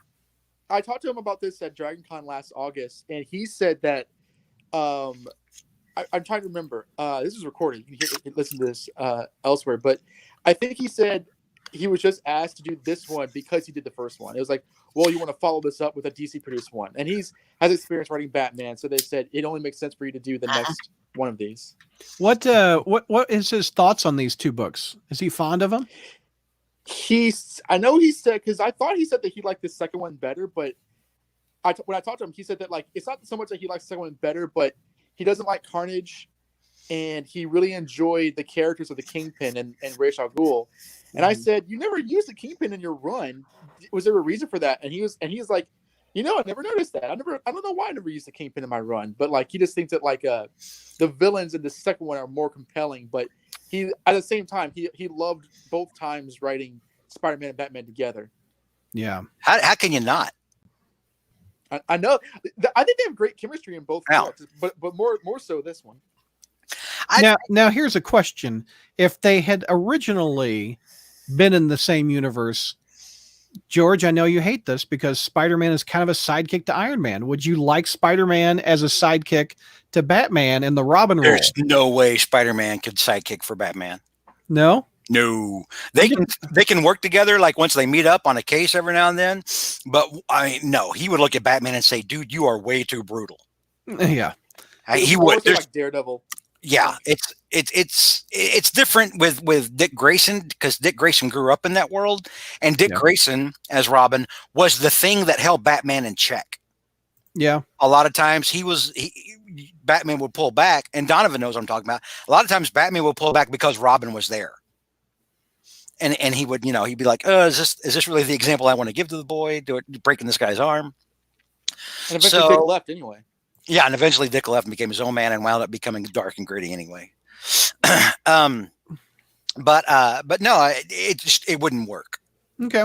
It would not work. He wouldn't be a much better sidekick for Superman than he would Batman. Yeah. And I agree with Matt in the chat. Spider-Man is no one's sidekick, including Tony Stark, damn it. Also, he's a grown-ass man in both of these, so there's not really an thing. Yes, he is a grown-ass man. He doesn't need to be anybody's sidekick, and should never be anyone's sidekick. I agree. They get that. Stan Lee, when he created him, he was tired of teenagers being sidekicks. But it seems like people are always trying to make him sidekick even today. Well, Stan Lee, had lightning in a bottle. Stan Lee's like, you know what? What if we make this teenager not the sidekick, but just make him the hero? Exactly. And then suddenly you had this whole generation of teenagers saying, wait a minute, whoa. This guy isn't just like Bucky. This guy isn't just like, like Robin, running around in underwear. He's actual, he's his own person. That of course teenagers are going to like it better. Yeah. Okay. Context. Let's get to it.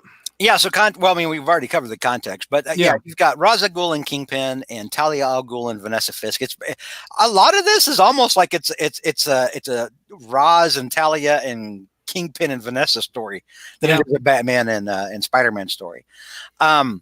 We do have Spider-Man early on dropping in and beating up a bunch of gang members, but before then, we should talk about this. Brad hates the art in this.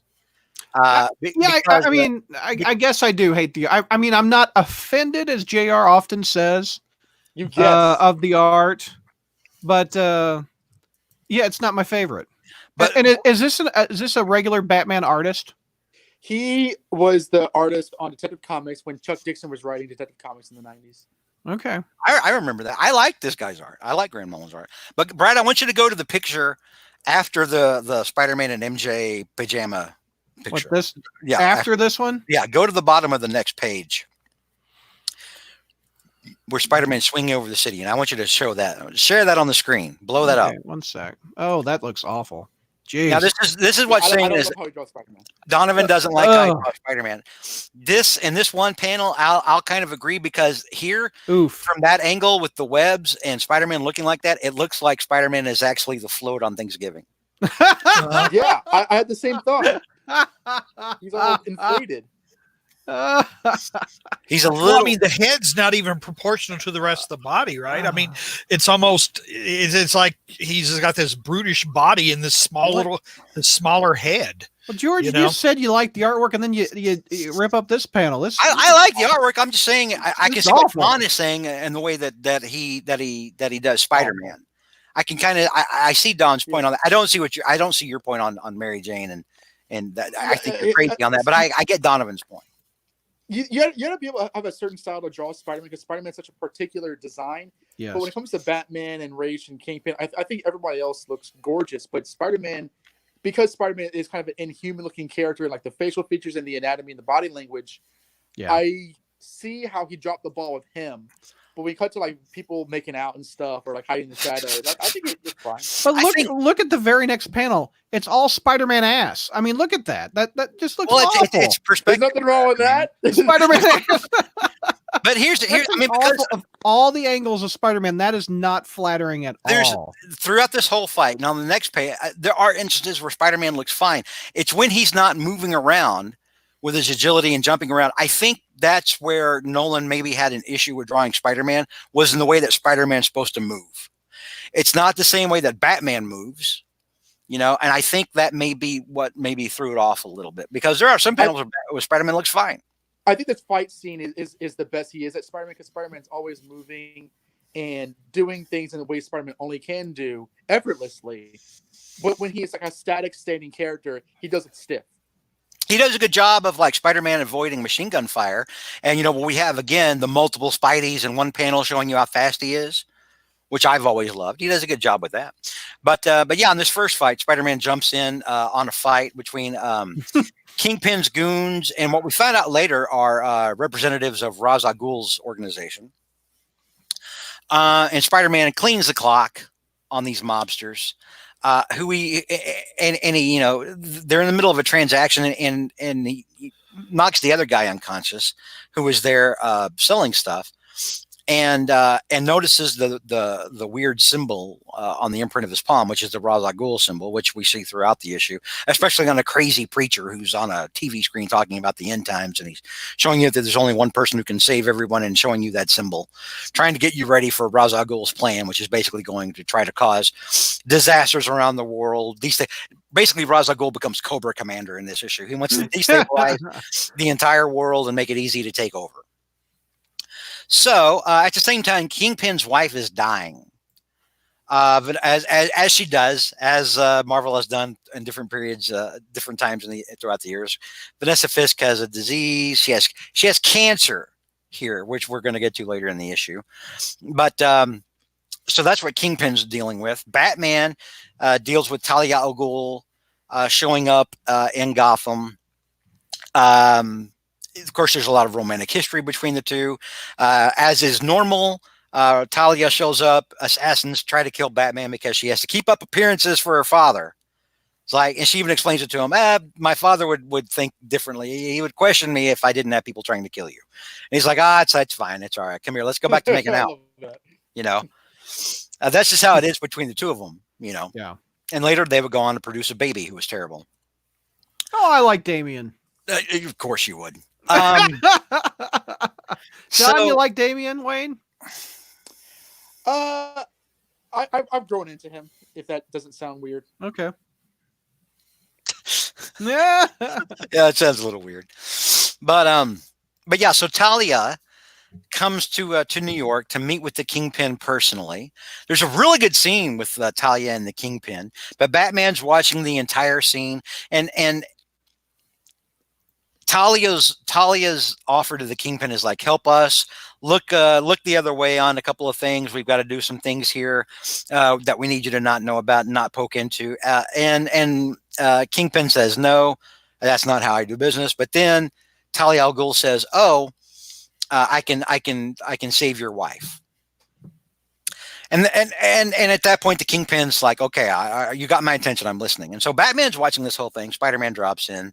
They have their normal, and they do the handshake again, which is nice. Although Batman, at one point, Spider-Man put his hand on Batman, and Batman quickly grabbed his hand before Spider-Man could pull it away, which was kind of cool. I did kind of like that. But Spider-Man explains, or Batman explains why he's in New York. And of course, when he shows up, you don't have Spider-Man going, "Hey, you get out of my city." What's up with Spider-Man's ass in the panel again? What's going on here? What? Seriously. Is it not round enough for you? Do you think it's too flat? No, I mean the most unflattering images of Spider. This is a DC. Tell us how you would prefer Spider-Man's ass to look, Brad. How do you need Spider-Man's ass to look that I'm that talking doesn't about take you out of the story? I'm talking about this is a very unflattering image of our hero right here, ass in frame. Anyway. I'm not. So, like, you think he has a plump ass or whatever? Or, no, I mean, if you or imagine you're a cinematographer and you're framing up a shot, and you're like, okay, Spider-Man, get your ass in the top third of the frame and let's print. And and this is not a good look for Batman right here, where he's looking right at this. All right, real quick, okay. Yeah. Brad Douglas, let's make this half an hour. Also, Brad Douglas, let's stop and talk about Spider-Man's ass. Well, see, even Sarah says more ass. I mean, seriously. All right, so Spider-Man's ass is all over this book. So they have a back and forth, and Batman they end up shaking hands again, Batman and Spider-Man. If we could pull away from the ass and get away from the ass for a moment. No, people are in chatter like it's like Goblin ass from that podcast last Saturday with JR. So they shake hands, decide to work together, and Batman starts telling him, who Ra's al Ghul is and what he does. Meanwhile, Kingpin is visiting his wife who's dying. She's undergoing chemotherapy, and the doctor comes up and tells Kingpin, the chemotherapy is going to save her for a little while, but your wife is going to die. And Kingpin breaks his neck with one hand because he's got the meaty paw and just crack, and he winds up talking to Talia al Ghul about how she can save, his wife's life. And so you have this really cool juxtaposition of Batman explaining Ra's al Ghul to Spider-Man. And then on the other page on the other side of the page, you have Talia al Ghul explaining to Kingpin who her father is. And they both describe the same man in very different ways. Yeah. Now that's not bad. That's flattering to Batman. And so again, Kingpin, he listens to her spiel, and then she gets further into her spiel, which is, okay, so what is our plan? Our plan is to destabilize the world with natural disasters and eventually take over. Oh, and by the way, part of that includes sinking Manhattan Island. To which the Kingpin starts laughing and tells her to get, GTFO, get out. I know, right? And and so she gets out, she leaves, and Spider-Man and Batman, they're starting to look around the city. Peter, again, look at this shot. More unflattering Spider-Man. Goodbye, half hour. Goodbye, half hour. You know why the Kingpin was laughing earlier, I think, when Talia talked about sinking Manhattan Island, is because he was remembering Marvel Team Up number 28 when it got dragged out into the bay or whatever and had to get dragged back in. So he was thinking about, boy, I've read this story before. What's going on? More unbelievable. he laughed then. Okay, listeners, I think you need to do an intervention for your host. Because I don't remember. Dude, I'm amazed at how Brad, you've got issues, dude. No, I'm amazed how unflattering this artist is to Spider-Man. You are hung up and derailed by Spider-Man's I remember in the early 2010s, it was all about Black Cat and Milk Bass and Carly Cooper's hair, and now I show up on here. And it's like Spider-Man's ass. Yeah, and he's not really complaining about the focus on Spider-Man's ass. Why Spider-Man's ass keeps showing up? He doesn't like how it's drawn. It's just disturbing. I read this entire issue. Listen, I'm thinking of visually of like a film. I read this issue, this entire issue today. I read this issue, and not once did Spider-Man's ass ever enter into my thoughts, Brad. And I like how Brad had clawed out his hands to like visually grab the ass just to make his point. With, Yeah. with both hands, you're gonna get both cheeks. It's a two-hand ham. Grabbing you the know? salad bowl. Here I come. Adam says Brad needs an asservention. Okay. Brad does need an ass intervention. You're right, Adam. You're right, Adam. I have high ass standards, says Adam. Yes, it's yeah. Meanwhile, Defender of Spider-Man's booty, says Jonathan. meanwhile, back in the issue, Sorry. Like Batman's This in artist. this comic, and all he can talk about is Spider-Man stats. That's how much of a fan he is. I don't like this book. I'm sorry. meanwhile, back in the issue, Kingpin is sitting by the bedside of his dying wife, and and finally he rings up Talia al Ghul and is like, "Okay, fine. What is this cure you're talking about that can save my wife?" So Spider-Man goes, eats with Mary Jane, and then starts hearing about the natural disasters that are happening. Basically, I believe what Ra's al Ghul is doing is he's manipulating the Earth's tectonic plates to try to cause disasters, as was explained earlier. So Kingpin gets on a plane with some of his goons and his wife, who is very sick. She's laying in a hospital bed that they've brought onto the thing. She's got her like a wrap around her head, so you can't see where her hair is missing and everything. And they drive off to where's Ra's al Ghul's lair? Is the Himalayas, right? Don? Tibet, yeah. So they fly off to Tibet and Kingpin's private, or no, Ra's al Ghul's private plane. Pardon me, because it's got. So wouldn't he run into like Iron Fist every once in a while? Like I mean, because isn't noon. Hey, again, this is one of those things where we can't talk about the ramifications of combining the two universes because we only have so many stories. We only have 52 pages to tell the story, and we can't explain the merging of the two universes for this one moment. They unload Vanessa. They meet Talia al Ghul, who takes him in to meet Ra's al Ghul. And Ra's al Ghul is like, Kingpin, Vanessa, we're glad to have you here with us. Everyone here is great. There are no enemies here in this room. Oh, except for those two. At that point, two of the goons that came with the Kingpin pull off their face masks, and it's Batman and Spider-Man this time. Not last time we had Batman as a cop. Now it's Spider-Man and Batman both wearing full costumes underneath the existing costumes and the face masks. And I love the guy in the middle is like yeah, the guy in the middle is like WTF. Am I on Mission Batman Impossible? had a hat to cover his ears. Oh, yeah, at least Batman had a hat this time. Yeah, unlike the last hat over time. the ear. That's hysterical. It's so awesome. Oh. So, so Kingpin, yells at Spider-Man. He's like, I dare you jeopardize my wife's life for petty concerns. And, and Spider-Man's like, petty? This dude's trying to destroy the Earth. What are you talking about? So a big fight erupts between the combined forces of Ra's al Ghul and Kingpin and Batman and Spider-Man. And this is a great fight. The one thing they're awful chatty at the end, as this fight starts to break out, but then they stop talking and just concentrate on beating ass, and it's great. Batman's getting his hits in, Spider-Man's getting his hits in. Both heroes really get a chance to shine against what is boilerplate for them, which is taking out random mooks and doing it quickly. A lot of good art here. I like this fight a lot. Just them beating ass on random goons. My needs are small. Yeah, my needs are small. I'm a simple man. Excuse me, what's going on in this panel and this panel? I mean, come on, this artist is obsessed. I mean, George, seriously, I can't be making this up. You see more of Spider-Man from behind than in the front. Oh, you want to see him from the front a too? million times in the 50 years he's been around. Anyway. You want to see his package? That's what you're saying? Yeah. Do you want to start going through all the Romita, or Romita issues where we saw a lot of ass, or the Ditko issues where we saw a lot of ass? No, this one guy draws Spider-Man's ass, and you're like, I can't. You can't get over this. I can't. This is the most unflattering of Spider-Man I've seen in a long time. Is this the end of the crawl space? It's the end of the taste. We've reached the end, Don. Meanwhile, back in the issue, the fight delayed Batman and Spider-Man enough for Kingpin, Vanessa, Talia, and Ra's al Ghul to escape. They go further up to Ra's al Ghul's.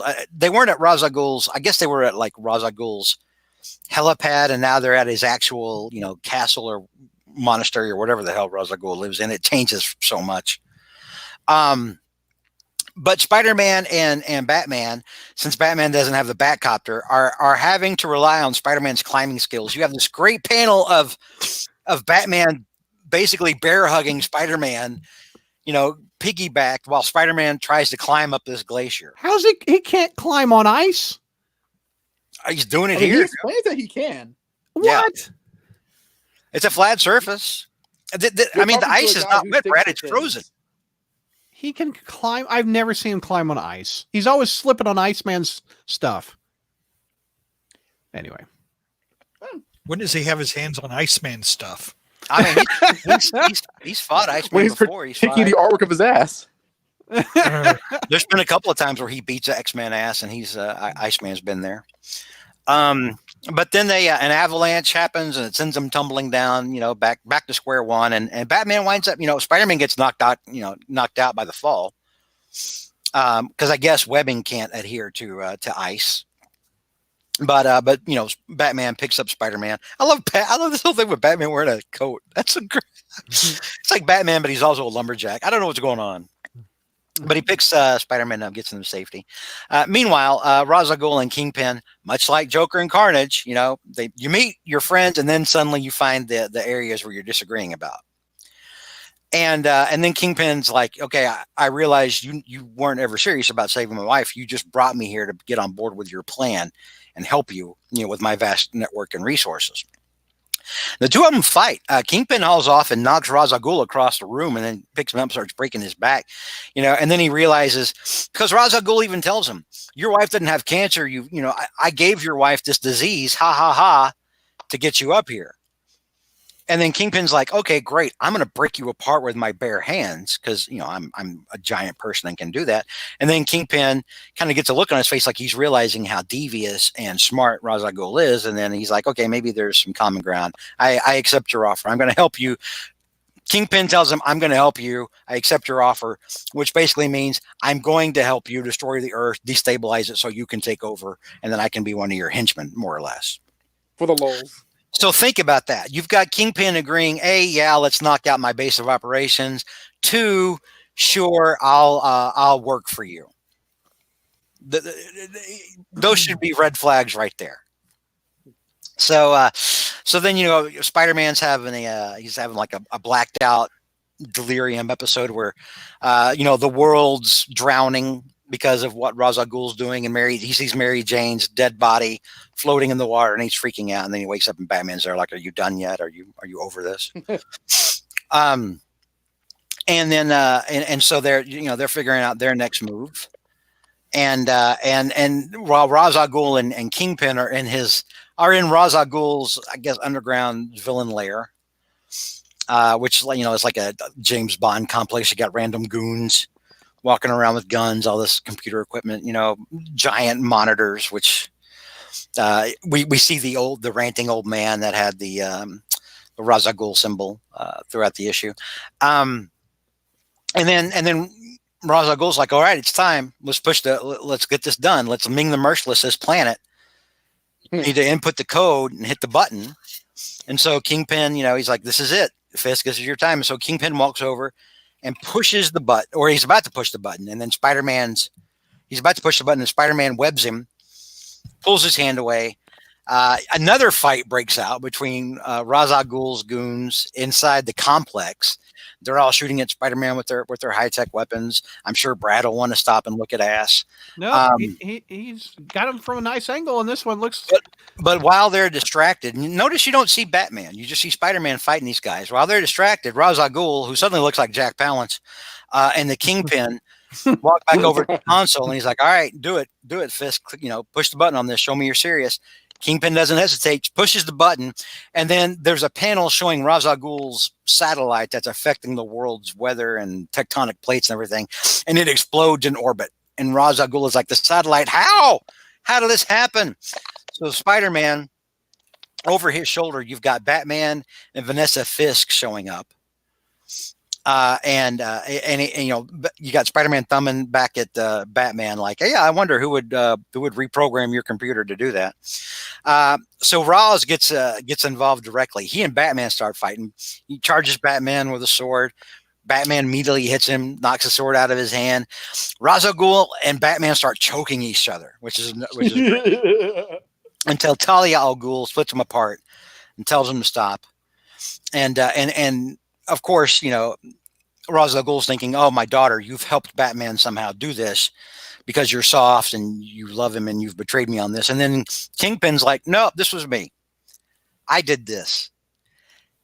And it basically goes on to explain, listen, dude, you dropped in with a story about, hey, yeah, I'll save your wife. Just help me destroy A, Manhattan, B, the world, and then C, you can work for me. And Kingpin's like, dude, what? I'm the Kingpin. No. And so Ra's al Ghul's like, so you turned to these two? And Kingpin's more or less like, I did what I had to do to stop you, right? And I like this because in this, DeMatteis is very much keeping in character with who Kingpin is. Kingpin would not ever be on board with something that's going to destroy New York. He's just not. No. He's just not. He never will. And as much as he would hate working with Spider-Man, I don't have any problem believing that Kingpin would at the very least tip Spider-Man off to something like that happening. He'd be like, okay, you know what? I'll kill you later. For right now, go stop this from happening. That's very much in the Kingpin's wheelhouse. No. At which point Ra's al Ghul starts laughing. He's like, "Ah, you got me. Well played. Very good. I'll let you all leave alive." You know, and Batman's like, or Spider-Man's looking over at Batman. He's like, "Are we actually just going to walk out of here? Is there not more ass to beat?"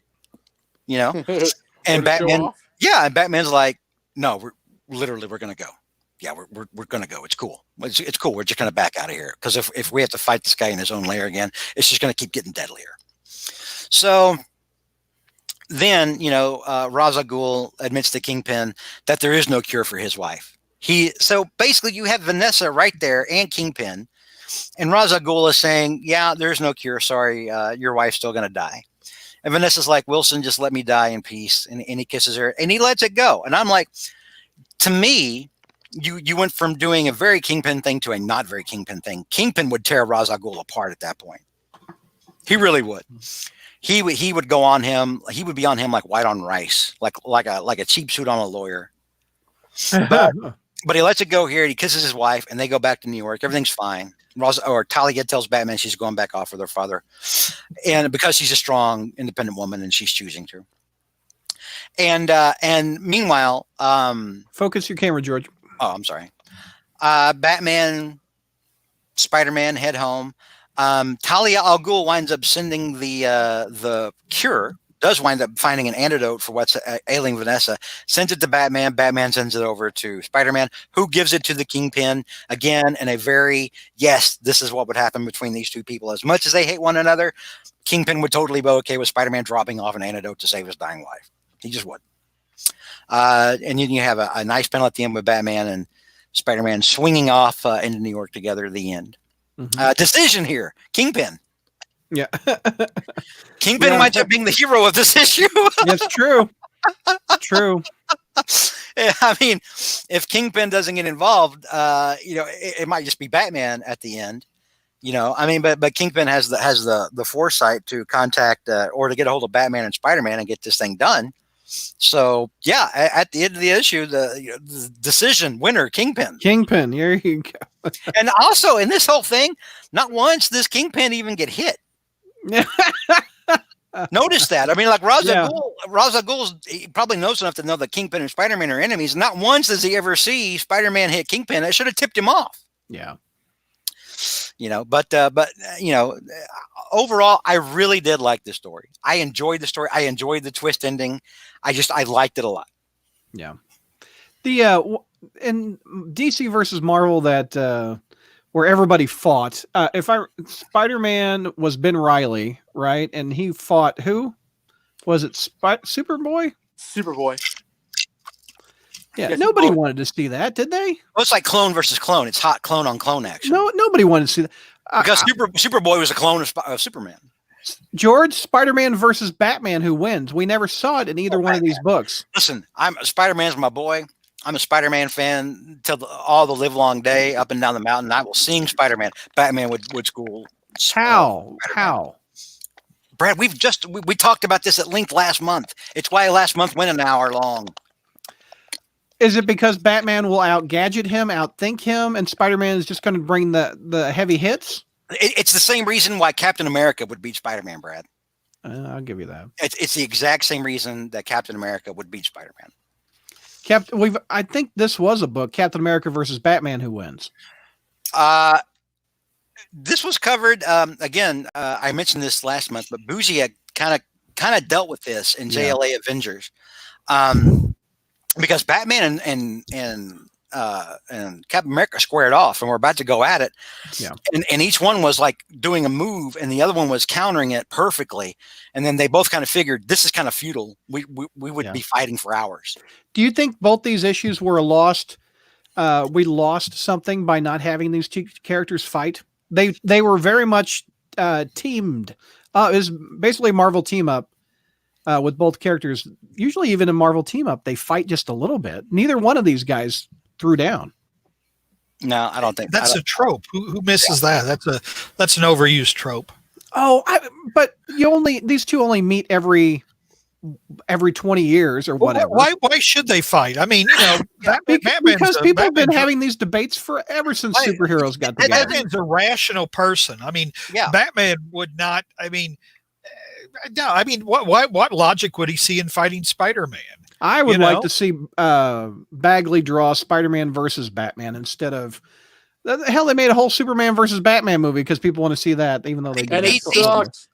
I know it sucked, but I want to see these two fight each other, not team up with each other. That was always a Marvel thing. That was never a DC thing. Batman, if it was a straight whenever they were like in a DC universe, whenever they would meet one another, they were like, "Oh, hey, I've heard about you. You're cool. Let's do something." And Marvel, they were like, "Okay, I guess I have to beat your ass too." So it's a completely different ethos over in the Marvel side back in the 60s, compared to DC and how they had been at that point and earlier. Don, did you just disagree with George? Did you think Spider-Man could take out Batman? Yeah, I've seen that happen on the message board. People talk about it, and I think that because usually people go to Batman's time to plan as a reason why he can't lose. And if you want to give him a chance to mug Spider-Man, then anybody could beat him. But if they're squared up spontaneously in a fight, Spider-Man beats him. I don't have any problem with thinking that Spider-Man could come out on top during the initial encounter. But once Batman had fought him, if Batman winds up fighting him again, Batman will clean this clock. Yeah, well, yeah. Again, all he needs is intel that he's about to get into a fight. Otherwise, Spider-Man's so fast, he would web him up before Batman would have a chance to react. And I have no problem saying that. Yeah. All right. Final thoughts, George. I liked both of these issues. These Batman, Spider-Man. They were quality stuff. I actually like this one a lot better than the first one. I do. I liked the art. Suck it, Brad. And and I love the twist ending where Kingpin is the one that ratted Ra's al Ghul out and went and got made sure that that Kingpin and Batman and Spider-Man knew. I loved that.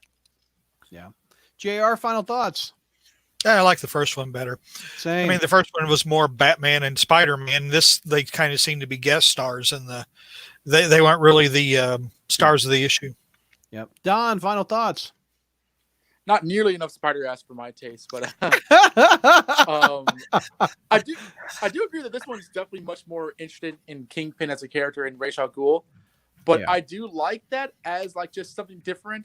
But also, what I like about this is that Spider-Man and Batman have much more time to kind of work together. Where I felt that it was pretty quick in the first one. I mean, the first one is my favorite comic of all time. But I didn't read this till I was an adult, but I still enjoy it. So I still give this a full price. Go out and get it. Yeah. Let's see. Venkman says it was great seeing Don again. I would agree. Yeah, it was great seeing Don again. After seeing Spider-Man bitch slap Joker unconscious last month, he can definitely knock Batman down with ease. Sofalo says Spider-Man would kick Batman's butt. There you go. All right. So everybody loves my opinions. That's nice to see. And mine too. I think Spider-Man could take out Batman. Opinions are what makes the world go around. Everyone else is entitled to be wrong. I do agree with what Don said. If Batman has time to plan, anybody's getting taken out, including Superman. If they're afraid like Carnage was. He's already beaten Superman before. Many times. That's happened on more than one occasion. Sarah says, thank you so much for putting this together, guys. I love the podcast, Discord, and I'm excited to be part of the live chats, which now I know is a thing. So, Sarah, you're more than welcome every time. Yeah, we're going to do 2 more of these coming up next. JR has Spider History coming up. We're going to do the drug issues on one of them. And what's the other one, JR? The drug issues are next month in May. In May. This month, April, is going to be Amazing Spider-Man Volume 2, number 50. Peter and Mary Jane get back together. It's Straczynski. And then we're going to do we're going to do I think what Nick Spencer's inspiration for some of his stuff. So all right, cool. All right, we will be back in 10. Don, do you want to come back or for that, or you want to head out? Or I really would like to talk about that. But if you guys if there's audio issues, I'll save you the trouble. Okay. Because I was down for it, but if you like, if it was low or whatever, I'll just leave you guys to it, so there's less to stress about. Okay. Well, it was good to have you on then. I Always a appreciate it. pleasure. Hopefully next time this happens, it was fun. It was fun. Always happy to see you guys. Yeah. And hopefully next time I'll have all this crap straightened out. Real quick, Matt Bird wants to know our thoughts on the potential Spawn versus Spider-Man.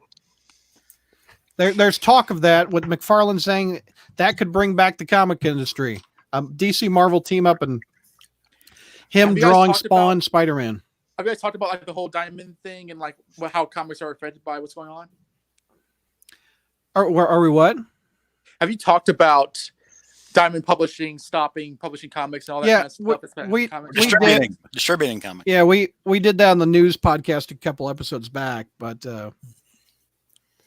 yeah, last week. This is a recent thing where McFarlane says people are going to lose the habit, and if McFarlane's not wrong. Yeah. Once people realize that they can go without having to get that they can go without having to buy every single damn issue, no matter if it's good or bad. Yeah. He's got a point. This is a and there's gonna be a lot of addicts that don't come back. McFarlane was talking about you need something big to come back, like a DC Marvel team up, or a Spawn versus Spider-Man penciled by McFarlane or something. We could wind up. I wouldn't be surprised if we wind up, especially now that Didio's gone, if we wind up seeing a bunch of crossovers between the two. I'm game. Do you want to see them fight in it though, George? You want another team up? Again, going back to JR's point, it doesn't make sense for Spider-Man and Batman to fight in this in either one of these stories. It doesn't make any sense. Let's write a story where they need to fight. No, why? Why do you need it? I need it bad. I need it. Lex Luthor kidnaps Aunt May, and Spider-Man tries to convince Batman, who has a Spider-Man arm. Why? Why would Lex Boom. Luthor Don, you kidnap write it. Batman? I'll buy it. They'll charge $10 for it these days. This book 20 years ago was $5.95. Guarantee Marvel will charge $10 for a crossover book. Oh yeah, there'll be guaranteed. There'll be variants. Variants up the yin and the yang. 20 variants. Yeah. Spawn versus Venom would be epic. That would make George would puke. I would not buy a Spawn versus Venom. I'm sorry. I was one of those people that bought Spawn when it first came out. I did too. Just because of the art. And then I gave up. No, I take that back. I didn't give up. I stopped reading it, but I kept buying it. This is why. This is what McFarlane's got a point. That's why. Once people find out that they don't have to buy this every month, once they can finally break the habit and get out of this. It's like a drug addict. If you don't get your hit, once they can get out of this pattern of abuse, this death spiral that people who buy comics get into, where they buy shit comics that suck just because. Yeah, I'm talking about Brad. You bought some awful things, Brad. I know. You have bought some awful things. I have. And so McFarlane's talking about people like Brad Douglas. Yeah. and it was a point where I was buying Spawn and not reading it. And at that point, I think it was 2 years in, I was like, no, this point no further. Yeah. And I stopped buying because I was buying a lot of like anything that Image came out, I was buying because it was at least pretty to look at. And I looked at like, I mean, we're talking stacks and stacks and stacks of books. And I was like, I never even read these. Why the hell am I buying them? I had a whole box of Image comics from the 90s. I stopped. So I stopped. I cut it off altogether. I was never happier again. I was never, because here's the thing. At the point where I stopped reading Spawn, the story didn't make any goddamn sense. Yeah. And I was just out. I was just out. I was out. Oh, that was fun, dog. I'm out. So Spider-Man and Spawn, a crossover, would not bring me back. I would not buy that. I am in the minority. Random internet weirdo says, George, does that mean you missed Al singing the Flintstones with other homeless folks around the fire? I guess. I don't know. Matt also agrees with George. I stopped buying the monthly books years ago and I could never go back. It's why, I mean, like I used to buy everything that came out from Marvel. Yeah. And then one day I realized this sucks. And I stopped. And it was liberating. Joe Quesada helped me save so much money. He really did. True. Yeah. And we talked about this before about how every comic is somebody's first. And then at some point we started talking about that on the podcast. We're like, that's no longer true. With the industry the way it is, it's not. Some comics are people's last. Yeah, some comics, some comics, they're like, yeah, we're going to give you a good jumping on point, and I'm like, you're also giving me a good jumping off point because this thing sucks, period. And what you're about to push on me doesn't sound any better. So I'm just gonna break up with you now. It's you, not me. Exactly. So yeah, I mean, we've talked about this before. I'm not even buying anything Marvel that's not ASM now. I'm not. There's a lot of good though. There's like Immortal Hulk, like I said, Daredevil. Yeah. I actually think Marvel's quite good right now. And that's what I'm hearing from Brad and other people, and I'm like, more power to you. I mean, Sobolski came in and was like, I want to get back to like how it used to be. Give people what they remember. At least get back to that status quo. But then again, a lot of stuff like I'll never read Doctor Strange again. Marvel has proven to me they don't understand Doctor Strange at all. There used to be specific ways that magic worked in the Marvel universe. And under Quesada, it was like, it was almost like there were writers that went to them and said, oh, this is hard. It's hard keeping track of this. It means we have to go back and read. And so Quesada was like, okay, fine. Fuck it. It's magic. Do whatever you want to. And they were like, okay, cool. And so I gave up. I gave up. Yeah. All right. Let's take a 10-minute break. And we will be right back. Don, it was a pleasure. Always good to see you, man. All right. It was fun, guys. Yes, you guys don't stay up too late. All right. See you guys. See you, Don. Bye. See you, Darren. Bye. Hi, Don. YouTubers, forgot to mention, we'll be back in 10 minutes. Look for the feed on YouTube and Facebook, and you can join in as JR reviews 2 months of Spider history. We'll be right back.